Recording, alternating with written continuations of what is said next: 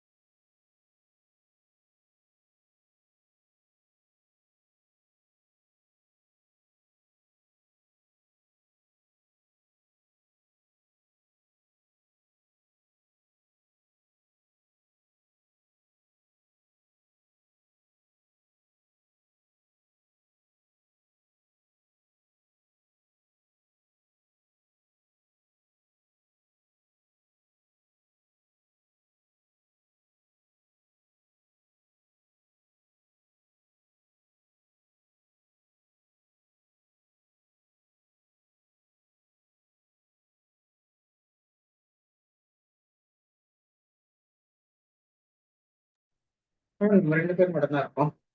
ஆமா வந்துருவாங்க வந்துருவாங்க.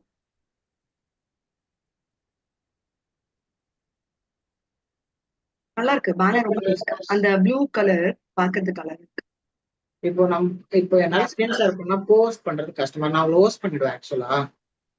எதுமா உங்களை ஹோஸ்ட் பண்றது ஸ்கிரீனை கொஞ்ச நேரத்துல ஆஃப் பண்ணி விட்டுரு. அதாவது கொஞ்சம் ஸ்டார்ட் பண்ண முன்னாடி பார்ட்டிசிபென்ட்ஸ் பேண்டை மட்டும் வச்சுக்கோ. உனக்கு வியூக்கு பார்ட்டிசிபென்ட் பேண்டை மட்டும் வச்சுக்கோ, ஜஸ்ட் கோ ஹோஸ்ட் பண்றதுக்கு. நான் யாரையாவது பார்த்தேன்னா நான் பண்ணி விட்டுருவேன். நான் இங்க அதான் பண்ணிட்டு இருக்கேன். ஒயிட் போர்டு டிசேபிள் பண்ணேன். உனக்கு இங்க வந்து நான் யாரை வந்தாலும் நான் டக டகன்னு பார்த்தேன்னா நான் பண்ணிடுவேன். வந்தோடனே டக்குனா அந்த செட்டிங்ஸ்ல தான் ஆமா ஃபோக்கஸ் ஆமா பண்ணுவேன். ஓகே ஓகே அதெல்லாம் நீ பண்ணிக்கோ. யாராவது கோ ஹோஸ்ட் பண்றதா இருந்ததுன்னா இங்க நான் வர வர பண்ணிடுவேன். இந்த white board option, share white board option டிசேபிள்ல தான் இருக்கு. ஆனா நான் ட்ரை பண்ணேன், அப்போ வந்த மாதிரியே எனக்கு ஒரு ஃபீல். இப்போ அதான் ஆனா பார்த்துட்டு டிசேபிள் தான் இருக்கு, நான் பாத்துட்டேன். முதல்ல டிசேபிள் இல்லாம இருந்தது. டிசேபிள் தான் வச்சிருக்கேன். யாருமே பண்ண முடியாது, ஹோஸ்ட் யாருமே பண்ண முடியாது. பாக்கலாம். சாட் பாக்ஸ் சாட் டிசேபிள் பாக்ஸை டிசேபிள் பண்ணி விட்டுறேன். நான் அந்த பாக்ஸ் ஓபன் பண்ணிட்டேன். நோ ஒன் போட்டுறேன். இல்ல ஒன்லி ஹோஸ்ட் அண்ட் கோஸ்ட் போட்டு one day host host and go host every one எடுத்துட்டேன். செஷன் ஸ்டார்ட் ஆனதுக்கு அப்புறமா போட்டு வச்சோம்மா. பண்ணிடு. போய் பண்ணி எல்லாம் ரெடியா இருக்கு. வந்தோடனே நமக்கு ஈஸியா இருக்கும். அந்த 15 நிமிஷம் நம்ம கடை கடைன்னு ஓடிடும். ஸ்டூடெண்ட் குரூப்லயும் அந்த இதை போடணும்னு நினைச்ச மாதிரி இருக்கும். அந்த கொஸ்டின்ஸும் போட்டு வச்சுட்டேன். இதோ உங்களுக்கு ஸ்கிரீன் ஷேர் ஆயிட்டு இருக்குல்ல, கொஸ்டின்ஸும் போட்டு வச்சுட்டேன்.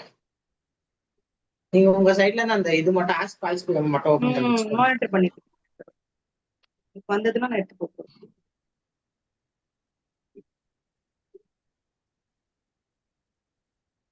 Good afternoon PVM sir.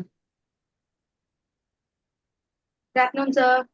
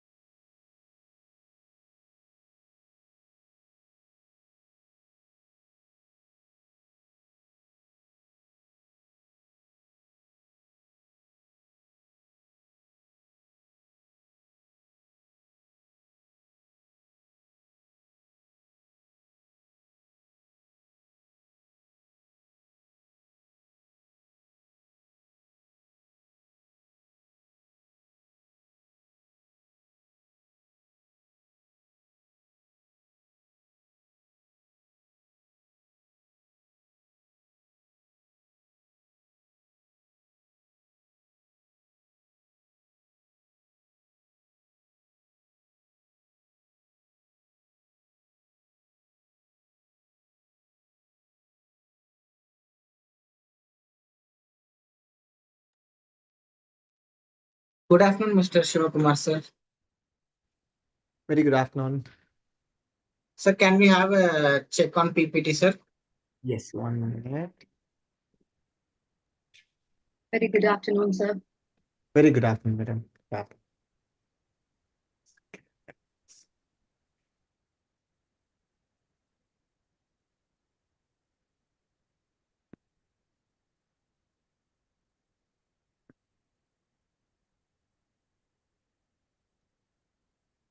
So can you stop your share?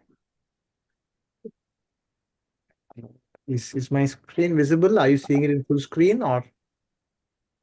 Sir, can you now share this? One second. Let me try again. Good afternoon, SKK, sir.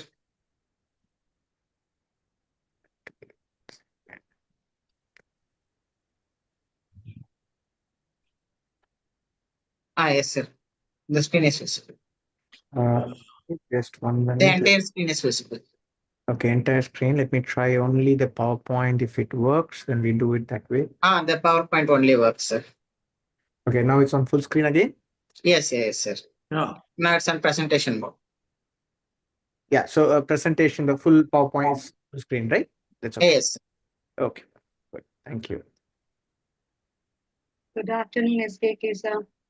Yeah, good afternoon. Good afternoon, sir. Good afternoon, Vijay, madam. Good afternoon. Would you want to present your screen again? Can I stop share? No, sir. No, sir. Is okay. OTP is fine.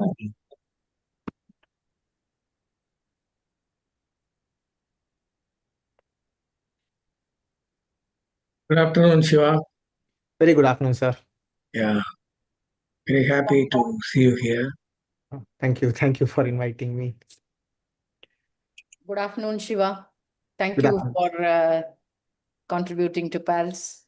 Thank you. Thank you for giving me this opportunity. My pleasure.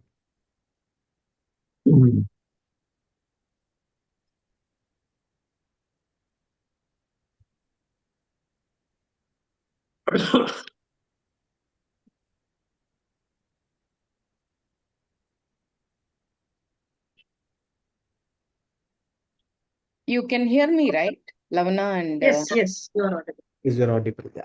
Shiva's father and I are friends for the past 50 years. Oh, okay. More than 50 years. We have been playing tennis even today. Is it? Okay. Yeah. We're in the same club, and now Shiva is also playing. So he's also playing tennis in the morning. Yeah. Oh, good. In fact, his father and I were in the same company for about 2-3 years. Mm. He was a junior to me. He's the person who started this company. Now Oh. Shivkumar is running the company. Oh, that's nice. So So, as part of Murugappa Electronics, which they bought, hmm. that is why this MEL.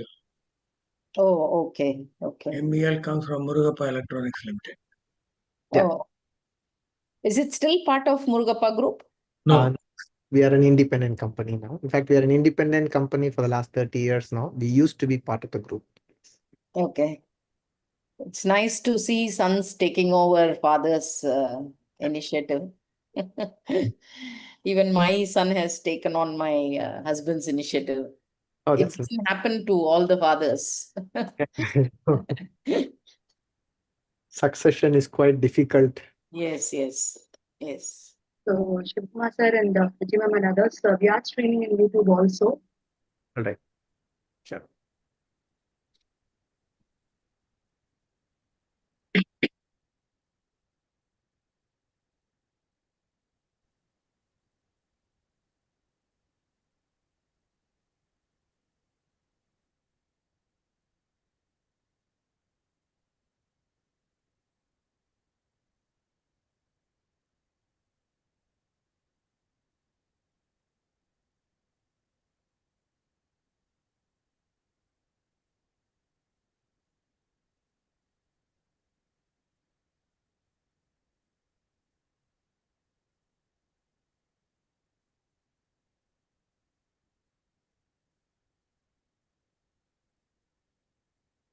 We still have 2 minutes, I think.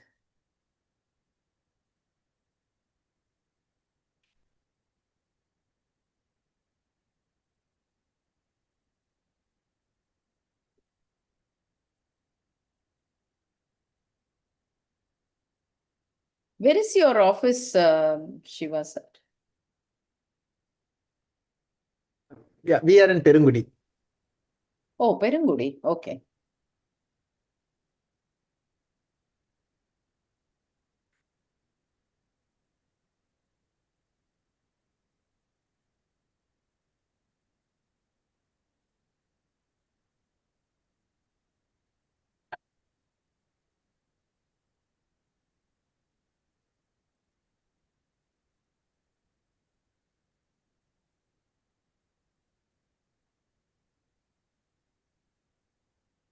We will start at 1:35 because the total registration is 1,407.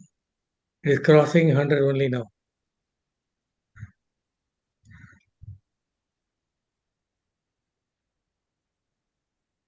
Yeah, we can wait 5 more minutes. Yeah. How many is YouTube? 6 of them are in YouTube so far. No, current count is 21, madam. So it's increased. Yeah, 21 viewers are in YouTube. Right. Ravi, can you join us now?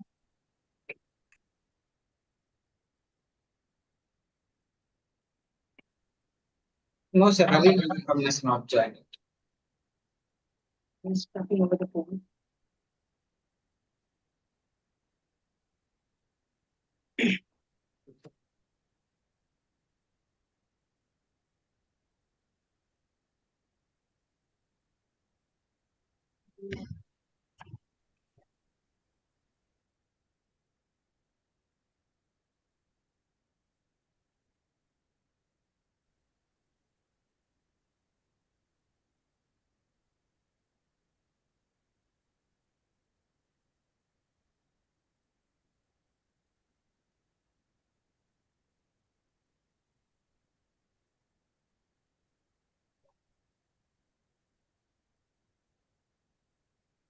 Shiva, can we record your total program? Yes, sir, sure, no problem. Okay. Kishore, please organize the recording as soon as the program Okay, sir. Once we start, I'll start the recordings. Yeah, yeah.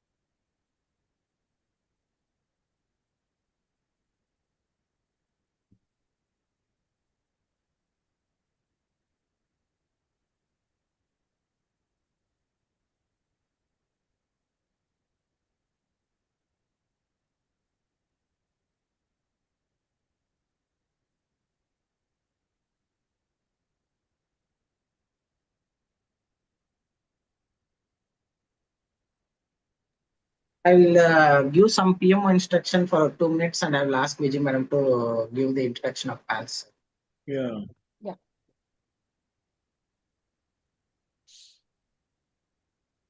I think SKK in another 1 minute, probably we should start, sir. Yeah. We have 60 plus 135. viewership YouTube also, sir. 1:35 we will start. Okay, sir. Another 1 more minute.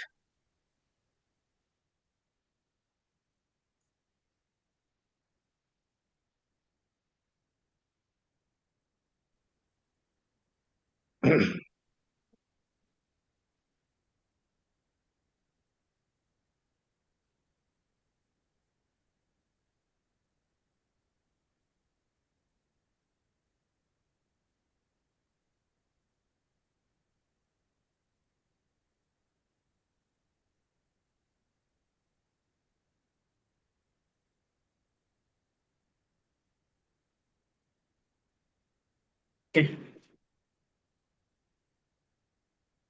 Let's start, sir. Yeah, go ahead. Okay, sir. I'll record the session.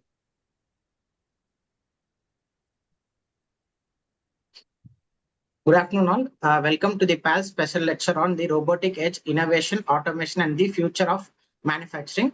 I'm Kishore from PALS Program Management Office. I will be monitoring this session today. I would like to reiterate the basic instructions once again. For the easy identification, please rename your Zoom name as your college short name and hyphen your name.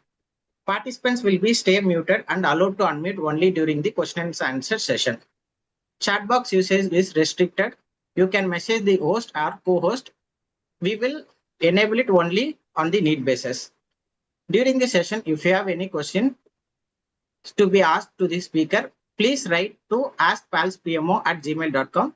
The mail will be monitored throughout the session. Ensure to write your name and the college short name along with your question. The other way to ask your question is use the raise hand option to interact with the speaker. Attendance link will be pasted in the chat box. Please use your registered email ID to mark your attendance. Participants are requested to register in the Slido at the beginning of the session. Feedback link will be shared at the end of the session. Now I request Ms. Vijayalakshmi Madam, PALS co-chair, to say a few words about the PALS.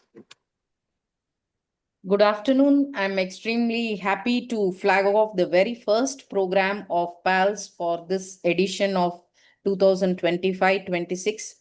We had a very great finish of our 2024 and 25 year programs with all the 5 IIT directors of Southern region giving key messages on engineering education. And with this, we are starting with one of the most important topics, which is interdisciplinary related. Our IIT directors were concerned about the fact that it is not just computer science for the students, but it is an application of all the computer science concepts into other core engineering areas. And I'm glad that our very first session, which has been planned by our champion SKK, is on the interdisciplinary area, and especially involving mechanical, electrical, and others, because this is all about robots and manufacturing, because manufacturing is a encompass of all disciplines of engineering. It's not restricted at all. PALS, as you know, is a platform for the newcomers on this call. I very warm welcome to all the new institutions which have joined us, and all the other institutions which have been with us for quite some time, and you have you are renewing with us, and you are wanting to benefit from the 25-26 series of programs as well. PALS is a platform which offers a very unique experience of industry, academia, and innovation entrepreneurship areas to students and faculty, and also management. I wouldn't like to take too much time from this very interesting topic. Once again, welcome all the participating partner institutions of PALS this year, and all the students and faculty who have registered for this program and are going to benefit from this. I now hand this back to SKK for his introduction to the topic and the speaker. Yeah, thank you. Good afternoon, friends. As a first program in the year, we have taken up a special lecture on robotic edge, which Mr. Shivkumar Srinivasan will be presenting today. If you have questions already as discussed, you can put it in the chat box or send an email. And there will be a Slido quiz at the end of the program at around 3 o'clock, in which the understanding of the topic by you will be verified. And so please be attentive and learn something new from Shivkumar Srinivasan. He is an expert in robotics. Actually, he has got 22 years of experience in IT and industrial automation. He is an alumnus of Temasek Polytechnic, Singapore, Monash University, Australia, University of Western Australia, and Chennai Business School, with qualifications in IT and business management. He joined MELS Systems and Solutions. You can check in their website what they do. Excellent website giving a lot of information on the products which they are doing on electronic manufacturing and technology testing, industrial automation, digital technology solutions and simulators. For that matter, the Ola scooter testing and the complete line automation has been done by Mills. Over the years, he has designed and delivered several industrial automation solutions, including material handling, assembly lines, end-of-line testing, packing solutions for customers such as automotive, FMCG, refractories, ceramics, metals and minerals, any product line that you can think of, they are there, involving electromechanical, instrumentation, and robotic solutions. The solutions are all highly interdisciplinary, combining mechanical, electrical, electronics, hydraulics, pneumatics, and IT, various data processing systems, AI, all that. So prior to joining MELS, Shivkumar worked in Singapore. He was working on critical software applications for finance, insurance, and retail industries. With this background, they are in the process of doing tracking and traceability of product and IIoT solutions for manufacturing industries. With this background, I would like to hand over the whole, system to Mr. Shivkumar Srinivasan, who will talk about the various robotic solutions that we can think of in manufacturing industry. This is more like a core engineering based industry. So you can go through that. I request you to learn several things which we will talk about, which are not discussed or taught in colleges by you or by anybody else. Thank you. Over to Shivkumar. Yeah. Thank you very much, sir.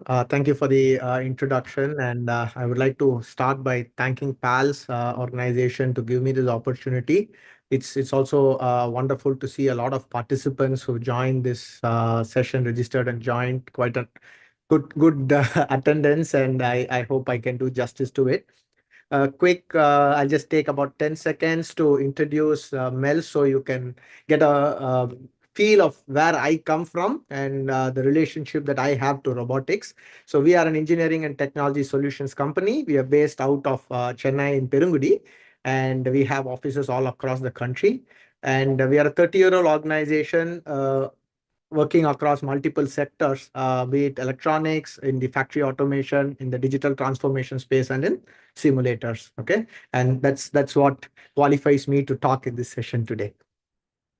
Now, so just a quick disclaimer, being a session that's more focused on learning, I have used a lot of standard products that are available in the market in their images and their photos and videos. This is more for learning purposes, all right?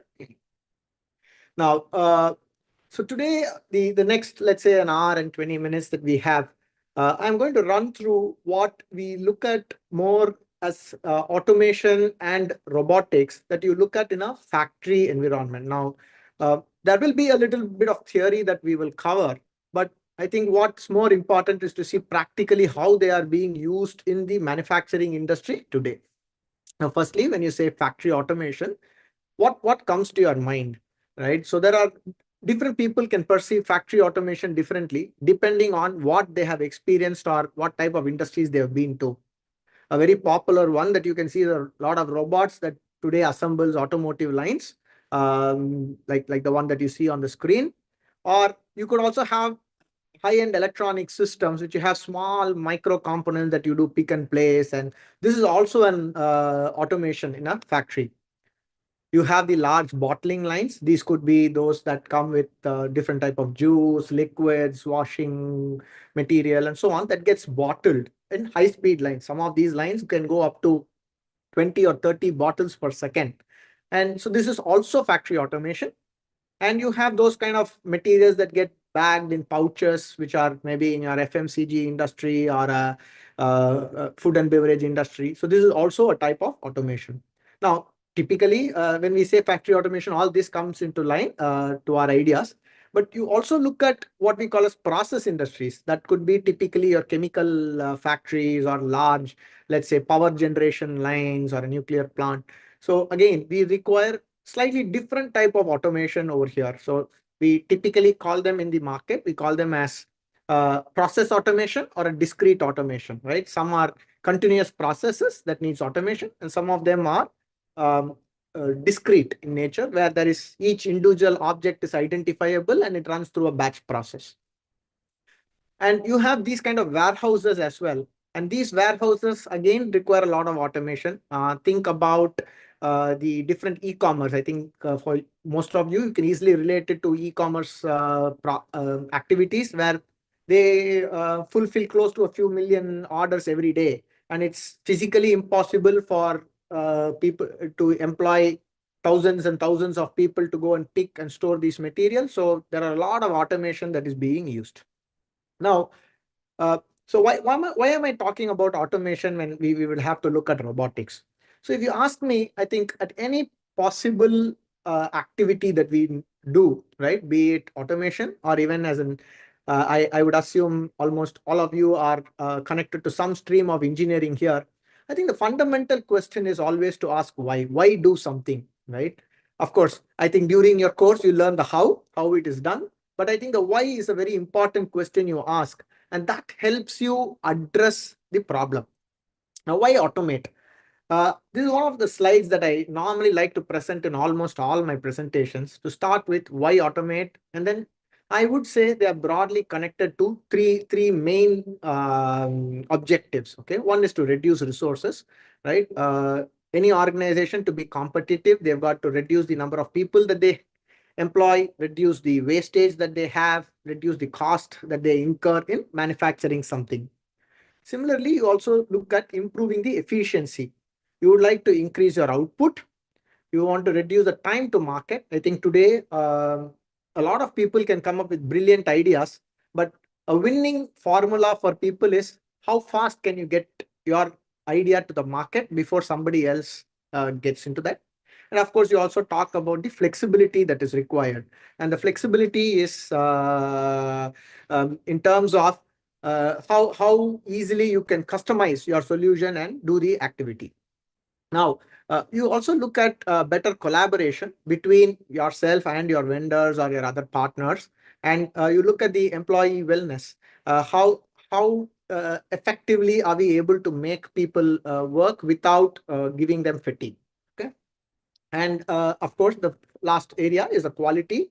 As more and more products come in, I think people look for higher and higher precision.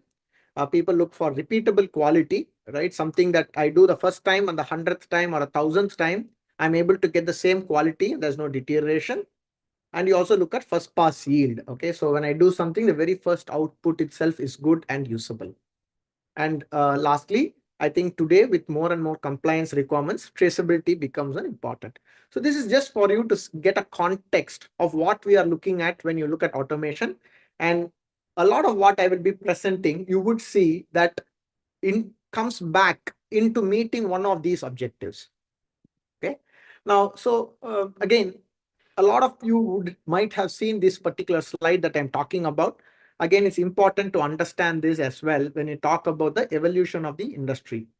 Now, the basic industrial revolution started with some mechanization and the steam engines. They were water powered or steam powered, and different industries started adopting them. And that was called the first industrial revolution. And then you started having the second industrial revolution, where electrification was the key thing. So electricity was introduced. Rather than using water and steam power or coal power, people started using electricity to, let's say, operate some kind of motors. You had some lighting in them, and you had some turbines generating this energy, which then you started moving into the third phase of industrial revolution, which was introduction of computerized systems, digital controllers like your PLCs, and some amount of digitization also that was brought in, along with connected machines. And over the last, I would say, 15 to 18 years, people have been talking about Industry 4.0, which is the convergence of IT and OT, right? Where you have your information technology, ERP, CRM, and such sort of systems connecting to the operational technology. And then a lot of big data analytics has been put into the factory area. You also have a lot of smart factory implementations with IoT. And now we have already started moving away from Industry 4.0, and Industry 5.0 is what is coming into the market. And when we talk about Industry 5.0, I think this is more to do with automation with a lot of mass customization. And we look at people-centric, right? So when we say people-centric, we look at humans as the core and everything around that. So even the product that is manufactured is highly customized. Each person likes their own color of a product, the specifications that they want. And the manufacturing lines have to be dynamic to adapt to these kind of requirements. And you also want to reduce the fatigue of humans. And so the amount of automation that's put in and they can collaborate and work with humans has been increased. Okay. Shivkumar, just a second. Yes, sir. There are 2-3 people who are raising their hands. Yes. I want to talk to them. See, the participants being large in number, I suggest that you put your questions on the chat box, and then it'll all be answered at the end at 3 o'clock. Is it okay? SKK sir, we have disabled the chat box, so people can write an email to a certain ID, which I have posted in the chat box. They can write the email. Okay. Because otherwise the flow will get affected. Yeah. And so let Shivkumar go ahead, and then the participants can raise their questions in the email as suggested by Lavana. Thank you. I hope you understand. Thank you. Okay, so one more slide on how the whole ecosystem is now evolving. Again, this is not something new. So today in an entire manufacturing, you start from the raw materials all the way to the consumer, the end consumer. So it's not just the finished goods. You talk about the end consumer using. There's a lot of digitization and automation that happens. So on your continuous automated line, you can have real-time information that flows in from your raw material to see how you can optimize your resources, how to do production scheduling. All your machines, there are a lot of remote monitoring that happens to handle any predictive maintenance that may be required, including, let's say, temperature, pressure, vibration, and so on. You also look at, okay, is my production equivalent to the amount of production resource that I'm consuming? Can it be optimized? All such things is looked at. And of course, condition monitoring in terms of predictive maintenance. And apart from the traceability that goes today, IoT and smart manufacturing is also enabling people to monitor where these parts are going, whatever is produced, how it is reaching the end consumer, and how are the consumers using the system, right? So as a manufacturer, I would like to know if the customer is using the solution the way I intended it to be used, and are they effectively utilizing all the functions, which is being used more, which is used less. So for an R&D professional, it's extremely helpful to know the usage pattern of their customer. Salespeople from the organization or the customer support people can understand what kind of challenges the customer is facing and what else they can support them with. So the whole ecosystem of smart manufacturing comes together today. And today, I should say, a lot of factories and manufacturing industries are effectively utilizing such technologies. Now, going forward, I'm going to be focusing more only on the industrial robotics. Given the time, I think that by itself is a large subject to cover. So let's look at how industrial robotics are being deployed in the market, and what are the different type of use cases and the trends that are driving them. Now, to start with, once you say robot, what comes to your mind? I think a lot of us today see different type of videos that are shared to us. You see the humanoid robots that is famous now. There's a Tesla's humanoid robot that's coming up. You have Boston Dynamics doing a lot of, let's say, interesting activity. Of course, they are quite good, but operationally, I should say, there's still quite some time to go before they are being deployed in the factories for regular production work. Okay, there are very good use cases today, I think, in the military applications, or let's say hospitality industry. Today, there are a lot of use cases on them. But for factory production, there's still some use case to go. And a more boring or a traditional type of robot is what we still have in factories today. More like the one that you see on the right corner, the yellow one, right? Now, let's start understanding what are the functions where robots are being deployed for. Okay, so we broadly classify them as the 5 Ds of robotics. Now, the first D is the dull. So the dull, or what we can call as a repetitive or a tedious job, that we do not require too much intelligence to be deployed. So it could be, example, picking and placing of an object, right? There are operators who are deployed to say, okay, just take something from one conveyor and place in another location, or feed a material into a machine and remove it. So this is a typical pick and place job. Or there could be a palletizing solution where a bag or a box comes at the end of a line. I pick it and put it on a pallet. Okay, there's really not much intelligence required. This is a dull job. The next you can say is a dirty jobs. When we say dirty jobs, it could be unsanitary or hazardous type of jobs, which are, we don't want to deploy humans to do it. For example, painting. Yeah, today a lot of people do manual painting, but let us say in an automotive industry, there's a lot of painting that is to be done. The amount and volume of paint that is used is phenomenal, and paint naturally is not great for humans to be around. They could be sometimes toxic. The continuous fumes could be hazardous, and same that happens on the welding as well. So these are dirty jobs. The next is the dangerous jobs. So these are, let us say, the processes that can harm or cause injury, right? Cause harm or cause injury. So example, handling molten metal. You can look at different type of foundry industries where they have to melt molten metal, and then that needs to be poured into different type of casts or molds, and so that they form the specific shape. So handling this kind of molten metal, or working in very high temperatures or very low temperatures, you can say extremes of temperatures, or working with some kind of acids. These are all dangerous jobs where, again, you do not deploy people. The fourth D is what we can call as dear jobs, or what you can say as expensive or critical processes.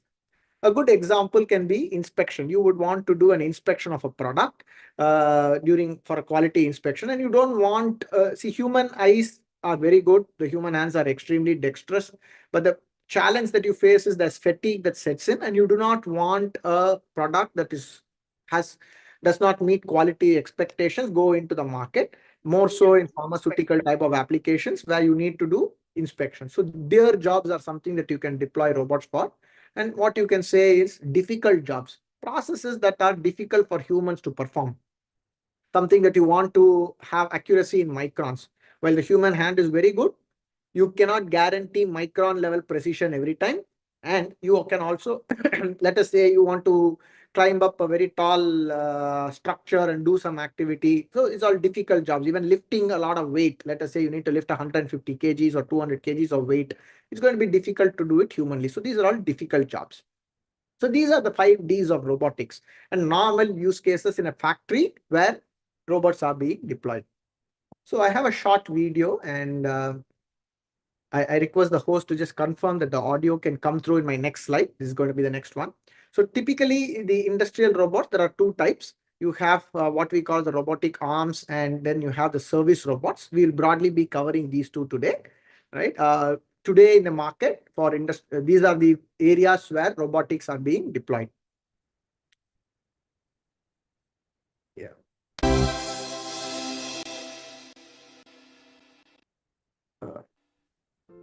Ms. Lavana, can you confirm that the audio is coming through? What No, are the sir, no, different sir. types No, of it's industrial audio. robots? No, it's coming. Like, it's Articulated coming. Can robots. you increase the volume? This is the most common type of industrial robot. They have 2 or more rotating joints. These robots typically are with 4 or 6 axes and are used for heavy lifting applications. SCARA robots. These robots generally have 4 axes. They are fast and can be used for high-speed applications. SCARA robots mostly carry low payload. Some common applications are pick and place, assembly, drilling, tapping, and sealant application. Cartesian robots. These robots are also called gantry robots. They have 3 axes, one each for X, Y, and Z. Cartesian robots can be used for small and large footprint applications, with a wide variety of payload. Cylindrical robots. These robots have a rotary joint along the joint axis for rotation and a prismatic joint for linear motion. They form a cylindrical shaped work envelope. Cylindrical robots are typically used for machine tending, assembly operations, and spot welding. Spherical robots. Sometimes also referred to as polar robots. They have 2 rotary joints and 1 linear joint. The robot creates a spherical shaped work envelope and hence its name. Typical applications include machine tending, welding, die casting, and fettling machines. Parallel robots. They are also called delta robots. Generally used for high-speed pick-and-place applications. Normally they carry low payloads. The work envelope formed by the robot is dome-shaped. Let us look at some of the common industrial robot applications. The applications are generally classified into 8 major categories. Material handling, assembly, material removal, quality, machine tending, material addition, welding, others.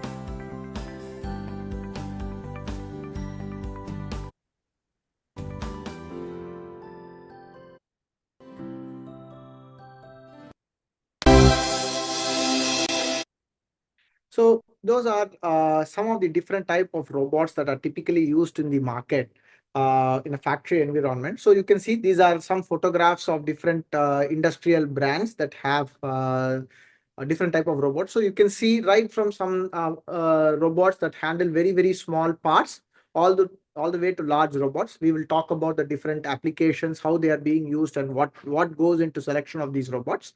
But there's not just that there's one robotic arm with what you can see as a typical robotic arm. That's not the only type. There are many types, and it's very important to ensure that the robots are selected right for the application. And you can also see that robots are not always floor or let's say table mounted. You could have them ceiling mounted, like in this particular picture over here, the one that you see in the middle. You could have something that is wall mounted. You have these what we call as these delta robots or a spider type robot, which is used for high speed pick and place application. We have those type of robots as well. Okay. Now, talking about robots, it's important for us to understand the different parts of a robotic cell. Now, in one robotic cell, the key element becomes your robotic arm. Now, the robotic arm goes along with a workstation. For example, it could be a CNC machine. If you're doing a machine tending job, it could be a pallet if you're handling a palletization, or if you're working on, let's say, a welding job, the job becomes your, on that station, it's called the workstation. So you then also have the workpiece. So the workpiece becomes the tool that the robot handles, right? You may have to do a pick and place, that becomes the workpiece. And then you have the end effector or the end of arm tool. So the robot arm by itself, when most OEMs or manufacturers make a robotic arm, it just comes with a flange. There is no end of arm tool or what we call as an end effector to it. Depending on the application, you choose what type of end effector or end of arm tooling that you may want. It could be as simple as a simple gripper all the way to something that is highly complex, which has a lot of manipulation functions on it. And this combination is used. And then you also have robotic cells require a lot of auxiliary equipment. So it is not just that you have a robot and then it can do all the job. You require auxiliary equipment. Like let's say it could be conveyors, jigs, fixtures that you design, which can assist the robot along with the operations. Typically, these are material handling equipment, but even other workstations, sometimes you may use, let's say a camera could be an auxiliary equipment for the robot where the camera gives some guidance. It could either be an end-of-arm tool or it could be an independent equipment. And we also talk about safety. Safety fencing is extremely important. I will talk to you about collaborative robots in a short while, but in general, in an industrial environment, safety becomes an extremely important factor to consider when we look at robotic cells. The reason being, normal robots just work to a specific program that you have given to it, right? So when it's operating to a specific program, it will not know when to stop. It does not detect obstacles. So it just continues based on the instructions that is given to it. So, and with the amount of torque that it has and the speed at which it can operate, it could easily injure humans. And that's the reason why they need some kind of a safety mechanism. It need not always be fencing. These days, there are intelligent sensors which can give feedback to the robot to say, there's an obstacle or there is somebody within this environment, so you must either stop or act slow. And of course, with Industry 5.0, there's a lot of collaborative robots that we can look at. Now, I've just picked up two images from the previous video that played. It's important for you to understand what axis of a robot is. This also plays very important role in terms of your robot selection. Now, the first thing is, okay, I've given examples. They are not the only type of robots. I've taken two examples. You can pretty much assume that every joint that can move in a robot can be considered as an axis, right? So, for example, the image that you see on the left, this is a SCARA robot, and it has 4 axes. So it has one arm, which is the first axis, which moves left and right. There's a second axis, or the second arm, we can say, which again moves further swivel. Then you have a third axis, which allows it to go up and down the arm. And there's a fourth axis that rotates around that point. Now, there is a 6-axis robot on the right side. So this gives a lot more dexterity to the robot. It is able to rotate more arms. So pretty much your human hand, it's a similar. You have a shoulder joint, you have an elbow, you have a wrist, and then you have your individual fingers. And again, the fingers can move up or down, or it can rotate. So the same way, you assume that the robot's axes support the robot in doing a specific job. Most applications, a 6-axis with a 6-axis robot you will be able to do. But the question might come, why can't we just go with a 6-axis robot always? Why not a 4-axis robot? Why do we even have to choose a 4-axis robot? There's always cost and there's a speed that is required. So of course, when you're doing a 4-axis robot, you may be cheaper as well as the lighter weight of the robot itself. So certain applications is good. The lesser number of axes, the faster that the robot can work as well. And let us say there is no tilting operation or a flipping operation. The robot does not require the 5th or 6th axis. It can just work with 4 axes. Okay. Now, there are a few factors that we decide in terms of a robot selection. Now, the first thing is, I would say, is you have to be very clear about the application. Where are we going to use the robot? So there is no one size fits all. There's no universal single robot that I can say, I pick this robot, it can do all my jobs. So your type of application could be a pick and place application. It could be a palletizing application. It could be a welding application. It's a painting application. For each of these applications, there are dedicated robots that allow to handle those applications depending on, let us say, the ambient environment in which it works, the speed at which it has to work, the accuracy and precision that it requires, and sometimes the number of axes that it has also changes. The next important factor is the payload. When we talk about payload, let us say the robot needs to be able to pick and place an object of, let us say, 5 kgs. So then you need a robot that is able to do that, including the end of arm tooling. That is where I explained to you. The robot comes only with a flange. It does not have an end of arm tool by default. So you then decide, if I've got to lift a 5 kg object, depending on the physical characteristics of it, you design and select an end of arm tooling that also adds to the weight of the entire payload that we calculate. So typically it's measured in kgs or pounds, and you have robots from the previous image I showed, right from something that can handle a few grams all the way to robots that can handle, there are even robots that can handle a couple of tons. So you choose the right type of robot for the right application.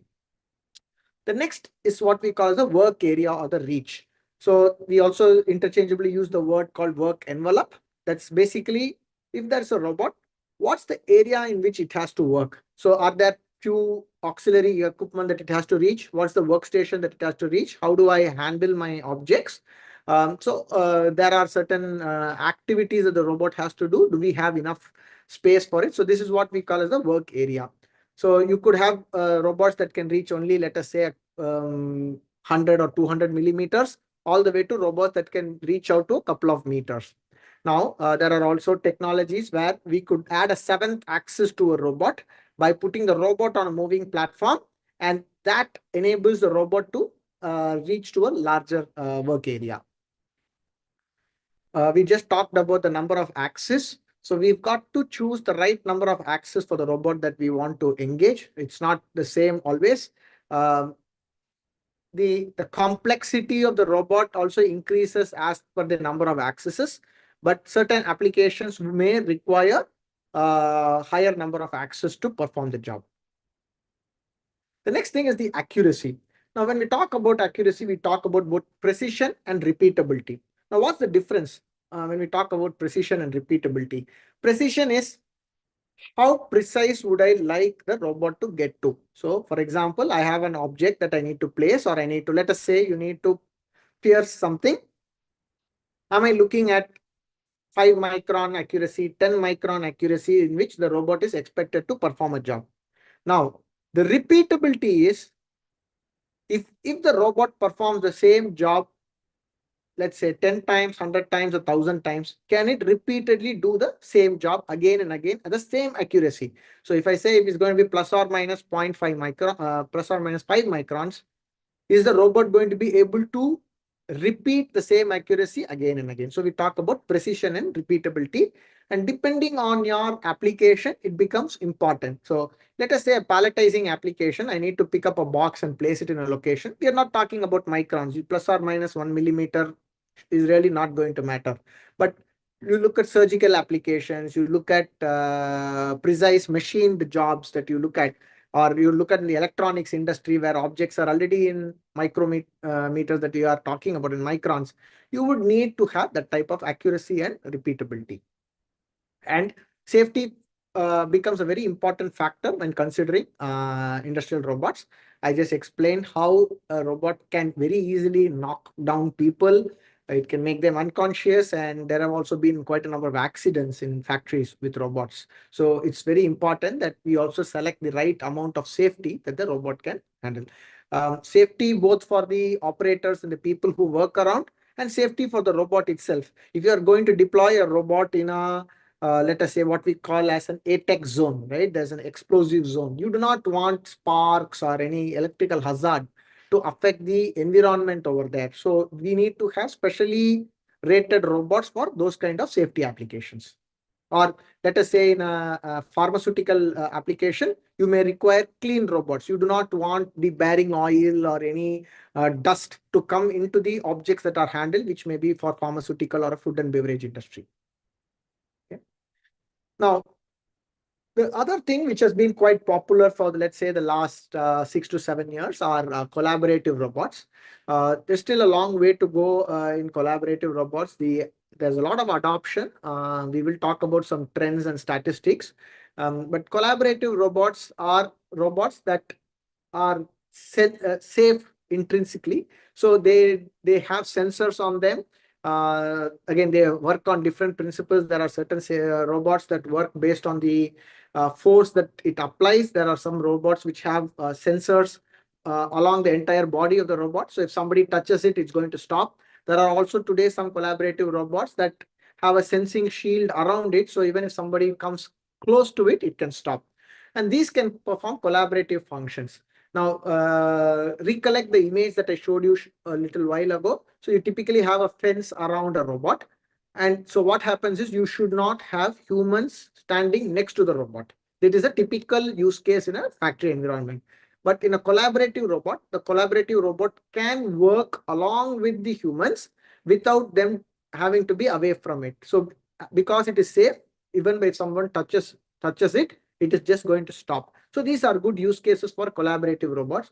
And given that they are newer in their technology, they have been made much more easier to program with new age programming tools. You can use higher level programming languages to talk to such cobots. And they very easily integrate to cameras and AI related applications. And as you can see in the image, these days, these collaborative robots also come with teach heads. So you do not have to write complex programming to give it teach it a path. You can get it to teach. You can follow the robot, and it will understand, record the pattern that you have taught it, and then it can follow the same later. Now let's look at a simple video on collaborative robots.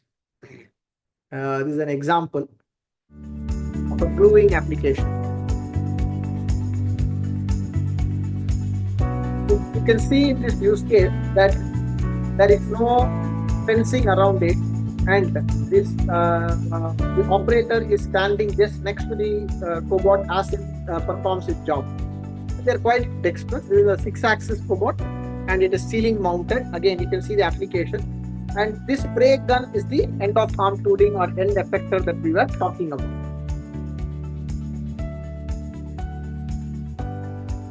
So it's totally safe to work around a collaborative.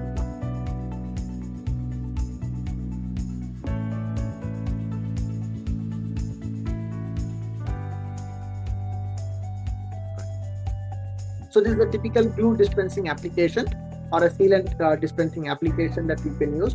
And you can see it ceiling mounted in this case.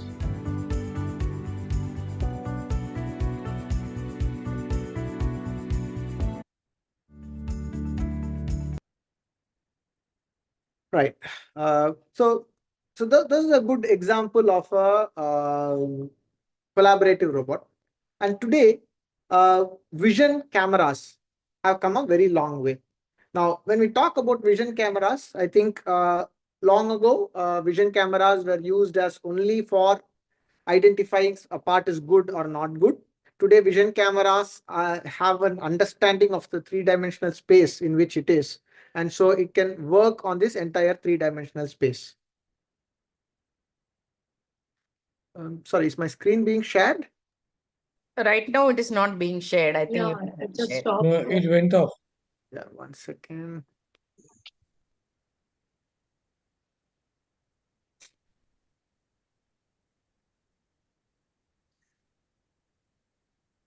Requesting students not to switch on their video unnecessarily. Requesting students, please switch off your video. So it's My screen is visible now? yes. Yeah. Okay. So yes, the cameras are being used quite extensively these days for robotic applications, where the cameras are able to get an idea of the overall space around it and able to detect objects with a lot of detection capabilities that come into cameras, including the artificial intelligence. It is able to guide robots quite well in terms of doing its job. It could be for human and robot interaction.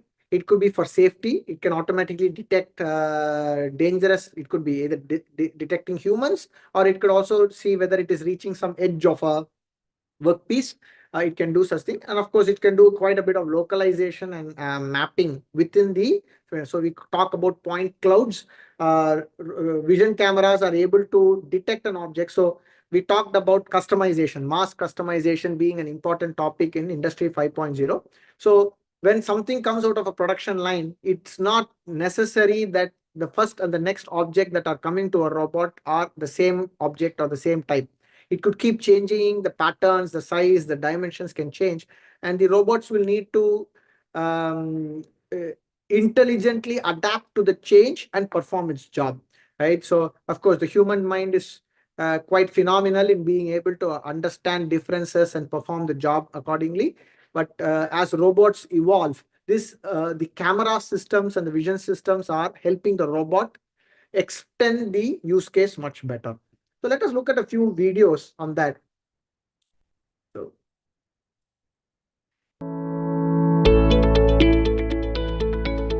in this use case, right, it is something that a standard robot could do. Vision system has helped a lot. See that there's a motion of the car that is coming along, and the robot is using a camera to identify the positions of the screws, right? So in a tire, there are let us say 4 holes or 6 holes that where the camera detects the holes, aligns the wheel according to it, and it places the wheel in the correct orientation and then drives the thing to it. This is a very good use case where there's a heavy wheel to be lifted, but the robot is able to use the camera in motion to detect it and place the wheel, the tire.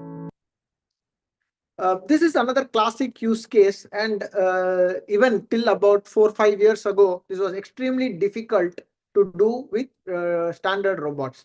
A good example is what we call as in the industry, we call it as a bin picking application. Sorry.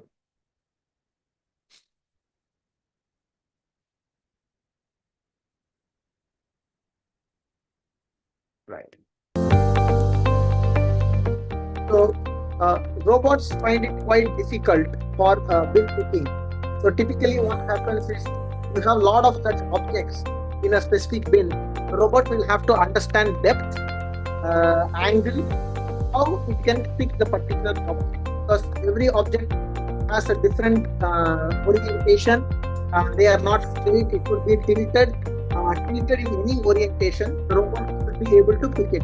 Okay, for demonstration purpose, it is just shown as if it is picking and placing an object, but assume that it has to pick and sort, or it has to pick and place into a machine in the right orientation. So these kind of applications have become extremely good with vision-based guidance for the robots.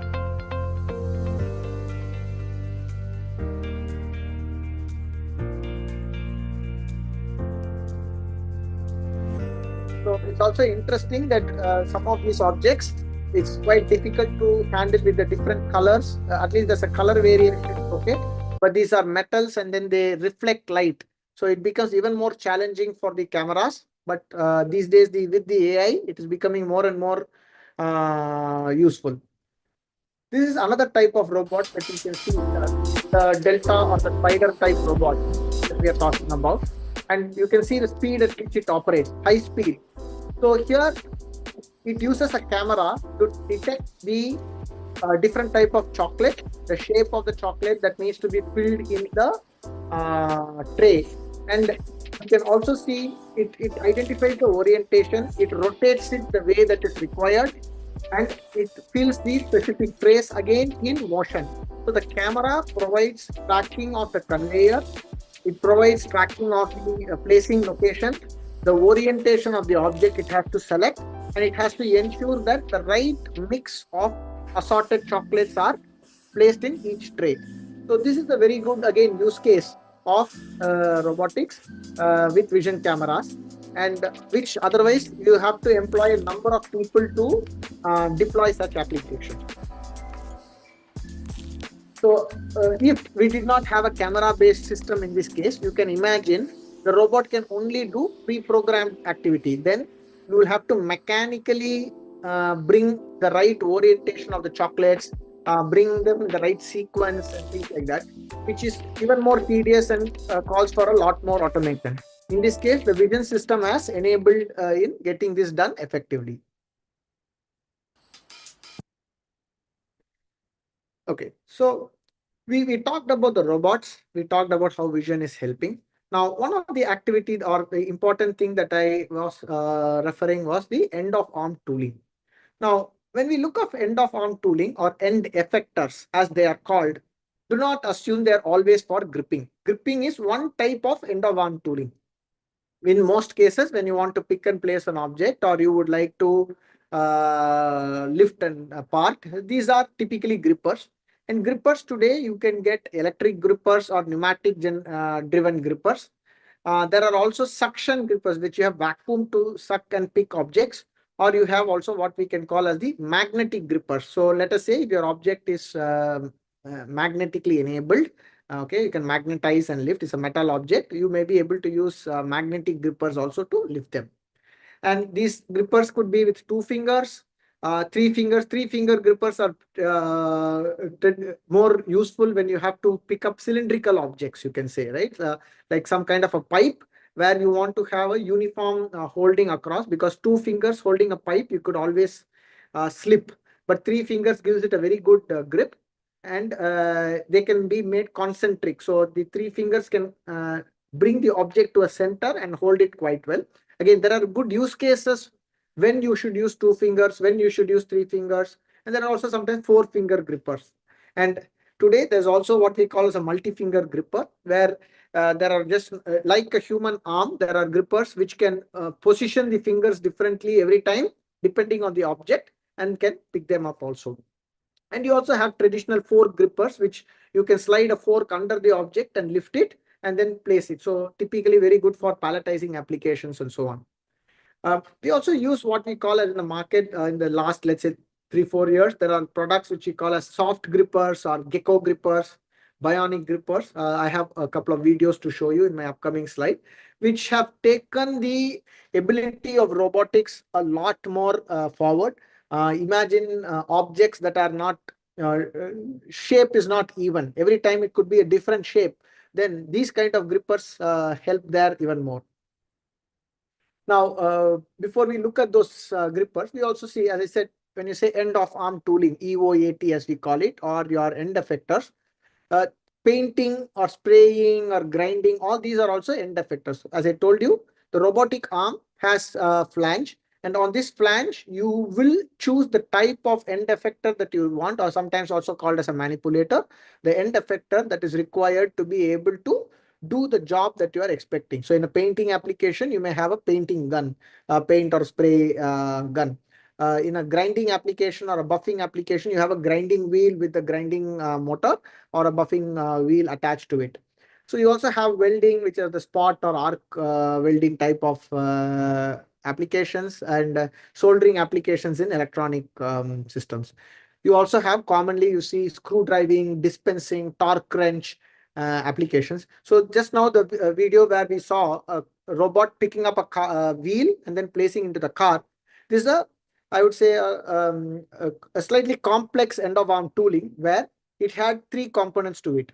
One, it had a camera which was identifying the target workstation in this case, where it's going to place it on the car. Second, it had a gripper that was holding the tire itself. The third, it also had a set of 5 or 6 torque wrenches, which was driving the nut inside and tightening it to the right torque. So this is a customized manipulator that was made for this particular robot. And vision cameras are also quite common these days on the robotic end of arm tooling. So if you look at the grippers, so these are the pneumatic range of grippers. Again, the size can vary. I'm just showing some examples. These grippers, you can again see one which is what we call it as the parallel gripper. So 2 fingers moving in parallel, inward and outward to grip an object. You have the other type of grippers that have a open close action. You have 3-finger grippers. You have 4-finger grippers that can move in a concentric fashion, right? Again, there are concepts of what we call as an ID gripping or an OD gripping. So you can grip something from the outside of it, or let us say typically a ring or a cylindrical object, you may want to grip from the inside, not from the outside. The use cases keep varying, so it's very important for us to understand the application where it is being deployed. And these days you have a lot of electric grippers. Now, one disadvantage with pneumatic grippers, let me first talk about the advantage. An important advantage of pneumatic grippers is that they are more cost effective, uses air, and it can, depending on the pressure of air that we use, you can have a lot of Newton force in them to lift heavy objects or to hold something very tight. But the disadvantage is typically in pneumatic grippers, you have a fixed stroke. So if I want to move something, let us say I have to have a stroke length of 20 mm or 30 mm, it always operates at that stroke and given the same amount of force that it applies as well. Today, there are a lot of electric grippers which give a few more advantages. One, you can define the force that it needs to apply.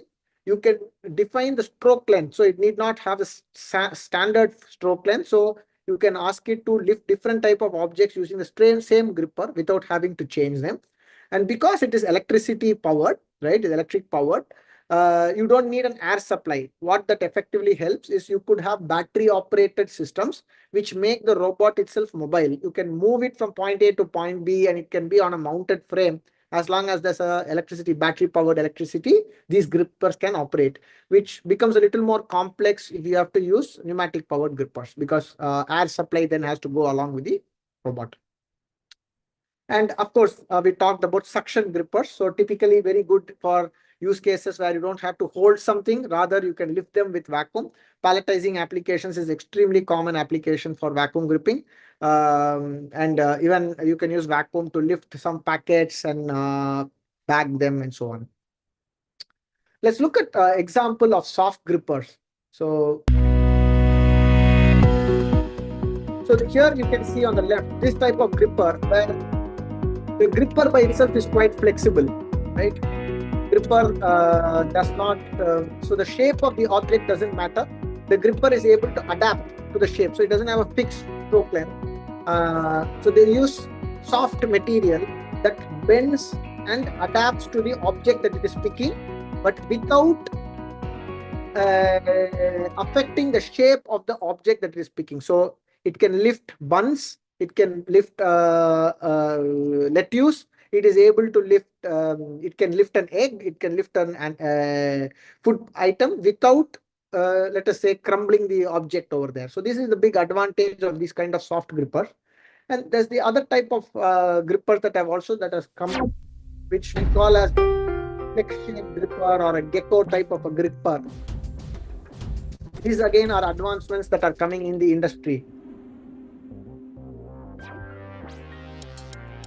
So it mimics the way how a gecko or a chameleon is acting. So you can see that it uses vacuum and a combination of air and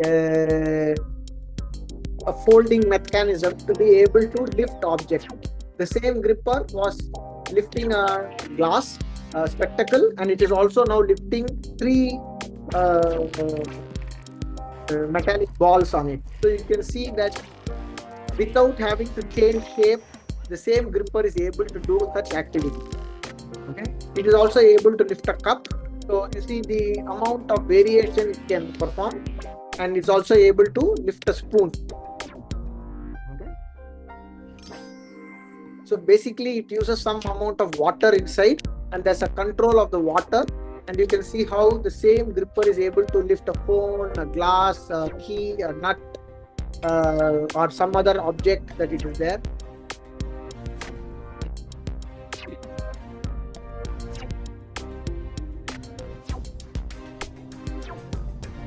So basically the use case now becomes phenomenal for this, where let us say in a medical industry or areas where the objects can be dynamic shape, these kind of grippers come extremely handy.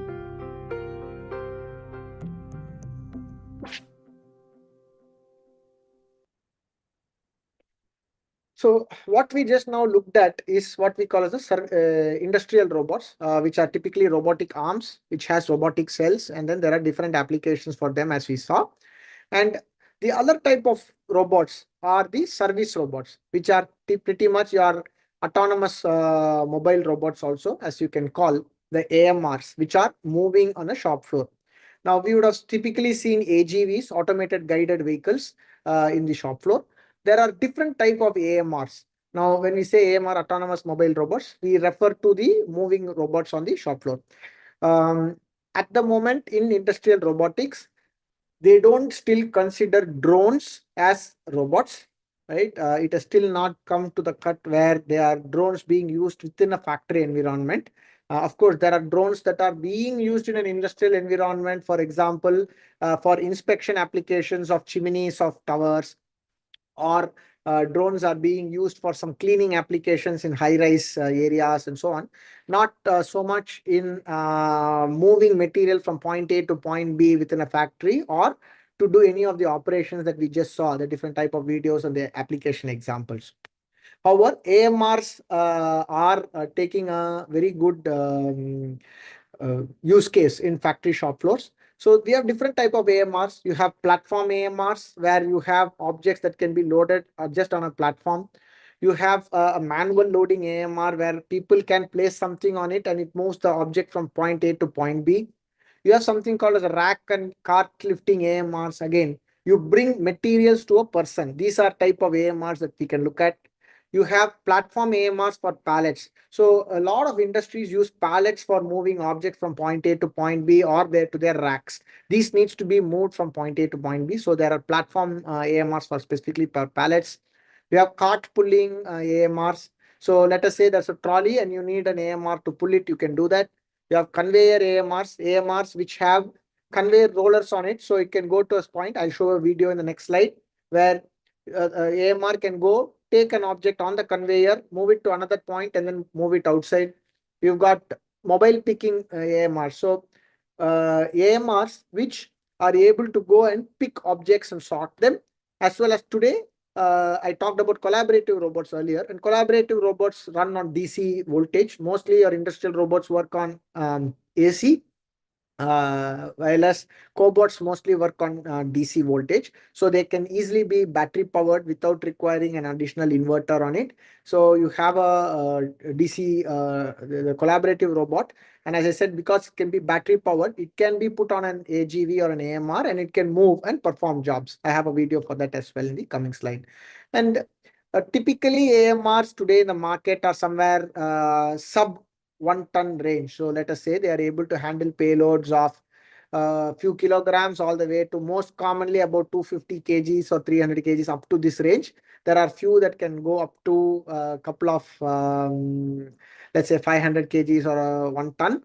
But more and more in industry for heavy lifting and movement, people are wanting to avoid forklifts. Forklifts are always considered a dangerous thing because you have people driving them, and at a faster pace could always affect other people moving in a factory. So heavy load and large custom AMRs are being built. Very good examples are, I have seen applications for, you have seen the large windmill blades. Okay, they're really big, and within a factory, they have to be moved slowly, or let's say an aircraft part or a wing. So these large AMRs are able to lift such objects, handle them with care, work in unison, and handle high payload. Of course, you have tugger AMRs and forklift AMRs. Now, let us look at a few videos. So the first one on the top, the starter AMR.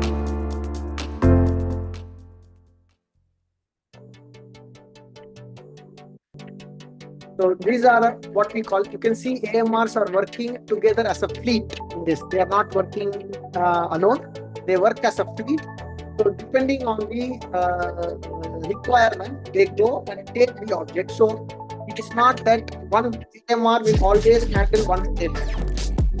Depending on the workflow demand, each of them decide where they have to go and act in a specific fashion and pick up the object. So they are also able to talk to each other, ensuring that they don't collide and handle the necessary workflow requirements being a selection. So here you can see a belt conveyor on top of the AMR, which allows you to pick up an object and go and drop it. So this is a typical sortation AMR that is being used.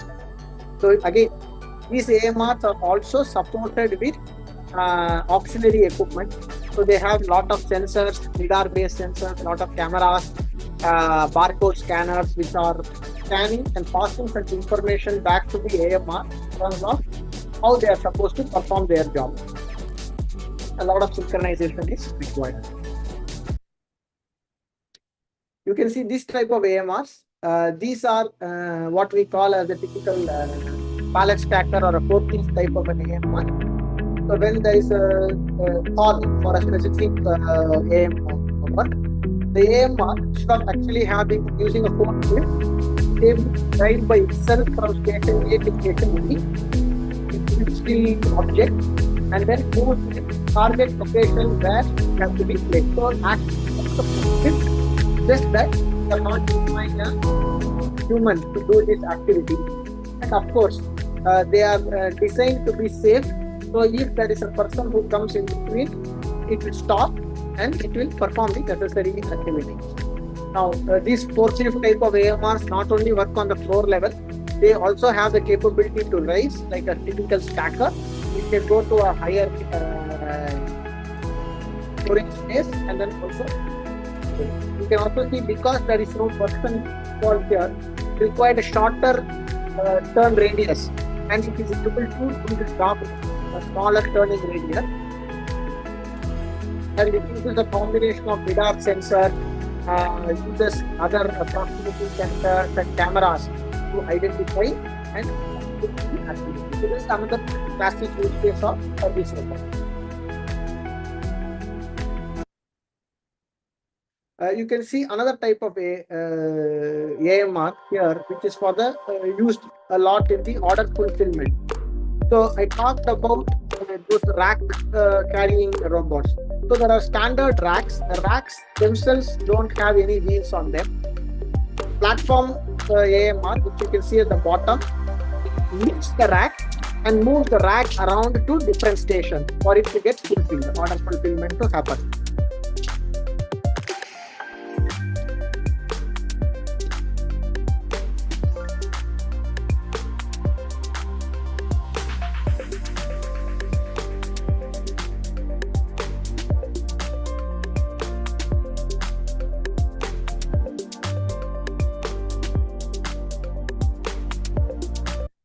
And you have the other type of AMR, that is collaborative robots that are mounted on the AMR.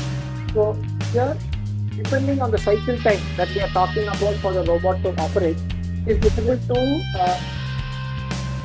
perform the specific action. The same robot goes from one workstation to another workstation and performs the job. Again, camera driven, so it identifies, positions itself in front of the right machine and then moves from one station to the other.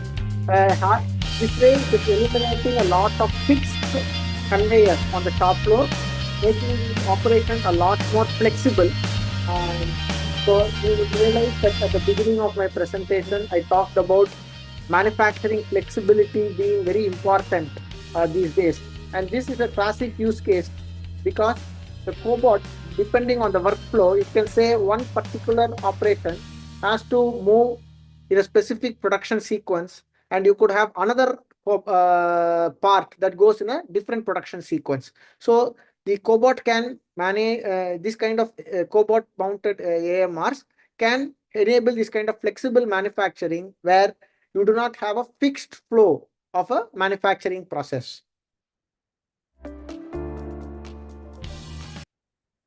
Now, when we look at AMR, so we looked at, before we looked at how robots, industrial robots are selected. Similarly, when selecting AMRs also, we need to have a proper pattern. It is not that always the same AMR will work for all applications. So we have AMRs for different applications we talked about. It could be for pallet lifting, it could be for sortation, it could be for goods to person type of AMR, or is a forklift application. So it's very important to understand what type of application we are looking at. what is the payload that is required for this type of AMRs, what kind of weight am I lifting, what is it that I am moving, and then you talk about the navigation methodology. This by itself is a large subject where a lot of R&D is being done. The most common methodologies are, for example, SLAM, simultaneous localization and mapping. This is SLAM methodology where you use a lot of LiDAR-based sensors and map the area around mm, the movement path of the AMR, and it decides which path to take and how to move. So this more and more people use this type of navigation methodologies. Then of course you have a fixed path where you could, this is typically like your AGVs, automated guided vehicles, where you have maybe a line follower which follows a specific color of a tape or a specific color marking, or sometimes they use barcode strips to follow in a specific pattern. And they also use magnetic strips as a functionality to follow, which can be let's say put on the floor itself, right? And they're embedded on the floor, and then the service robot just follows that. And you also have dynamic navigation, which uses a combination of LiDAR sensors and cameras. And these cameras with a lot of AI are able to understand what is the path that I have to take. Is there some kind of object in front of me, and how do I navigate around it? Okay, and I showed you the example of fleet robots. So service robots do not have to always operate individually. Many times they have to work in as a fleet of AMRs, and that is also important for us to understand. Does our application require a fleet of AMRs for it, which we call as the cadence? You calculate the cadence. What is the time it has to wait? What is the idle time it has? How many stations do we have for our manufacturing? How soon or how fast do we need to move to be able to meet the production demand, where the machines do not wait for the AMR, or the AMR is not going to be idle as well. That is maximum utilization that we have. So this is again with terms of AMR. So now let us look at the trends in industrial automation, more of robotics specifically. Now, there is a very famous federation called the International Federation for Robotics. You can take a look at their website. It is IFR. IFR is an industrial body that periodically releases every year their annual reports in terms of robot adoption in the factories and industrial area. So you can see over the years, this is the operational stock of industrial robots. The number is in thousands. So for example, here it says there are about 4,280,000 robots that are operational in the worldwide at the moment. And that is about 10% increase from the previous year. Now, this data is based on the report that was released based on data collected for 2024. We are in 25 now. Data of 2024 that was done, and they always are able to get data for the previous year. So it's up to 2023 data will be available in this report. But they produce it every year, and I myself have been tracking this for over 5 years now, where you see the different type of growth, and there's a CAGR growth of about 12% year on year. Now, there is a difference between operational stock of robots versus annual installations of robots. That means how many new robots were installed during the year. So you can see it had an upward pattern. During COVID, during that year, it dropped. Not too many robots could be installed due to all challenges. But just after COVID, there was a sudden surge in the number of robots. People wanted to implement more and more robots due to availability of manpower and to sort such set of problems. But the last year, there seems to have been a slight dip. So I wouldn't say the number of robots reduced. As you can see in the previous slide, it has been in a continuous growth trend, but the growth rate has been in negative. So it's a 2% negative growth rate. Still, there are 541,000 robots. That's 500,000 robots that were installed in the previous year. So if you see which industry has had a lot of robots that are being installed, primarily focusing on the industrial area. Traditionally, for many, many years, automotive industry has been the leader. So gray line is 2021 data, red is 2022, and blue is the 2023. So this is again the number of robots that were installed during the year, and they are in thousands. So if you can see, in the previous year, automotive industry had 135,000, that is 135,000 robots that were installed. Now, there was a continuous increasing trend, and always automotive sector was leading this. About 3 years ago, electronics industries overtook automotive industry to be the industry where people were installing maximum number of robots. That trend again has got reversed in this in the last year, where automotive industry again had more robots installed than electronic industry. And there are other industries like metal and machinery, plastic and chemical, and food, and all the other type of industries that were doing it, implementing. Now, you can also see which type of industries. So as I said, the top two are automotive and electronics.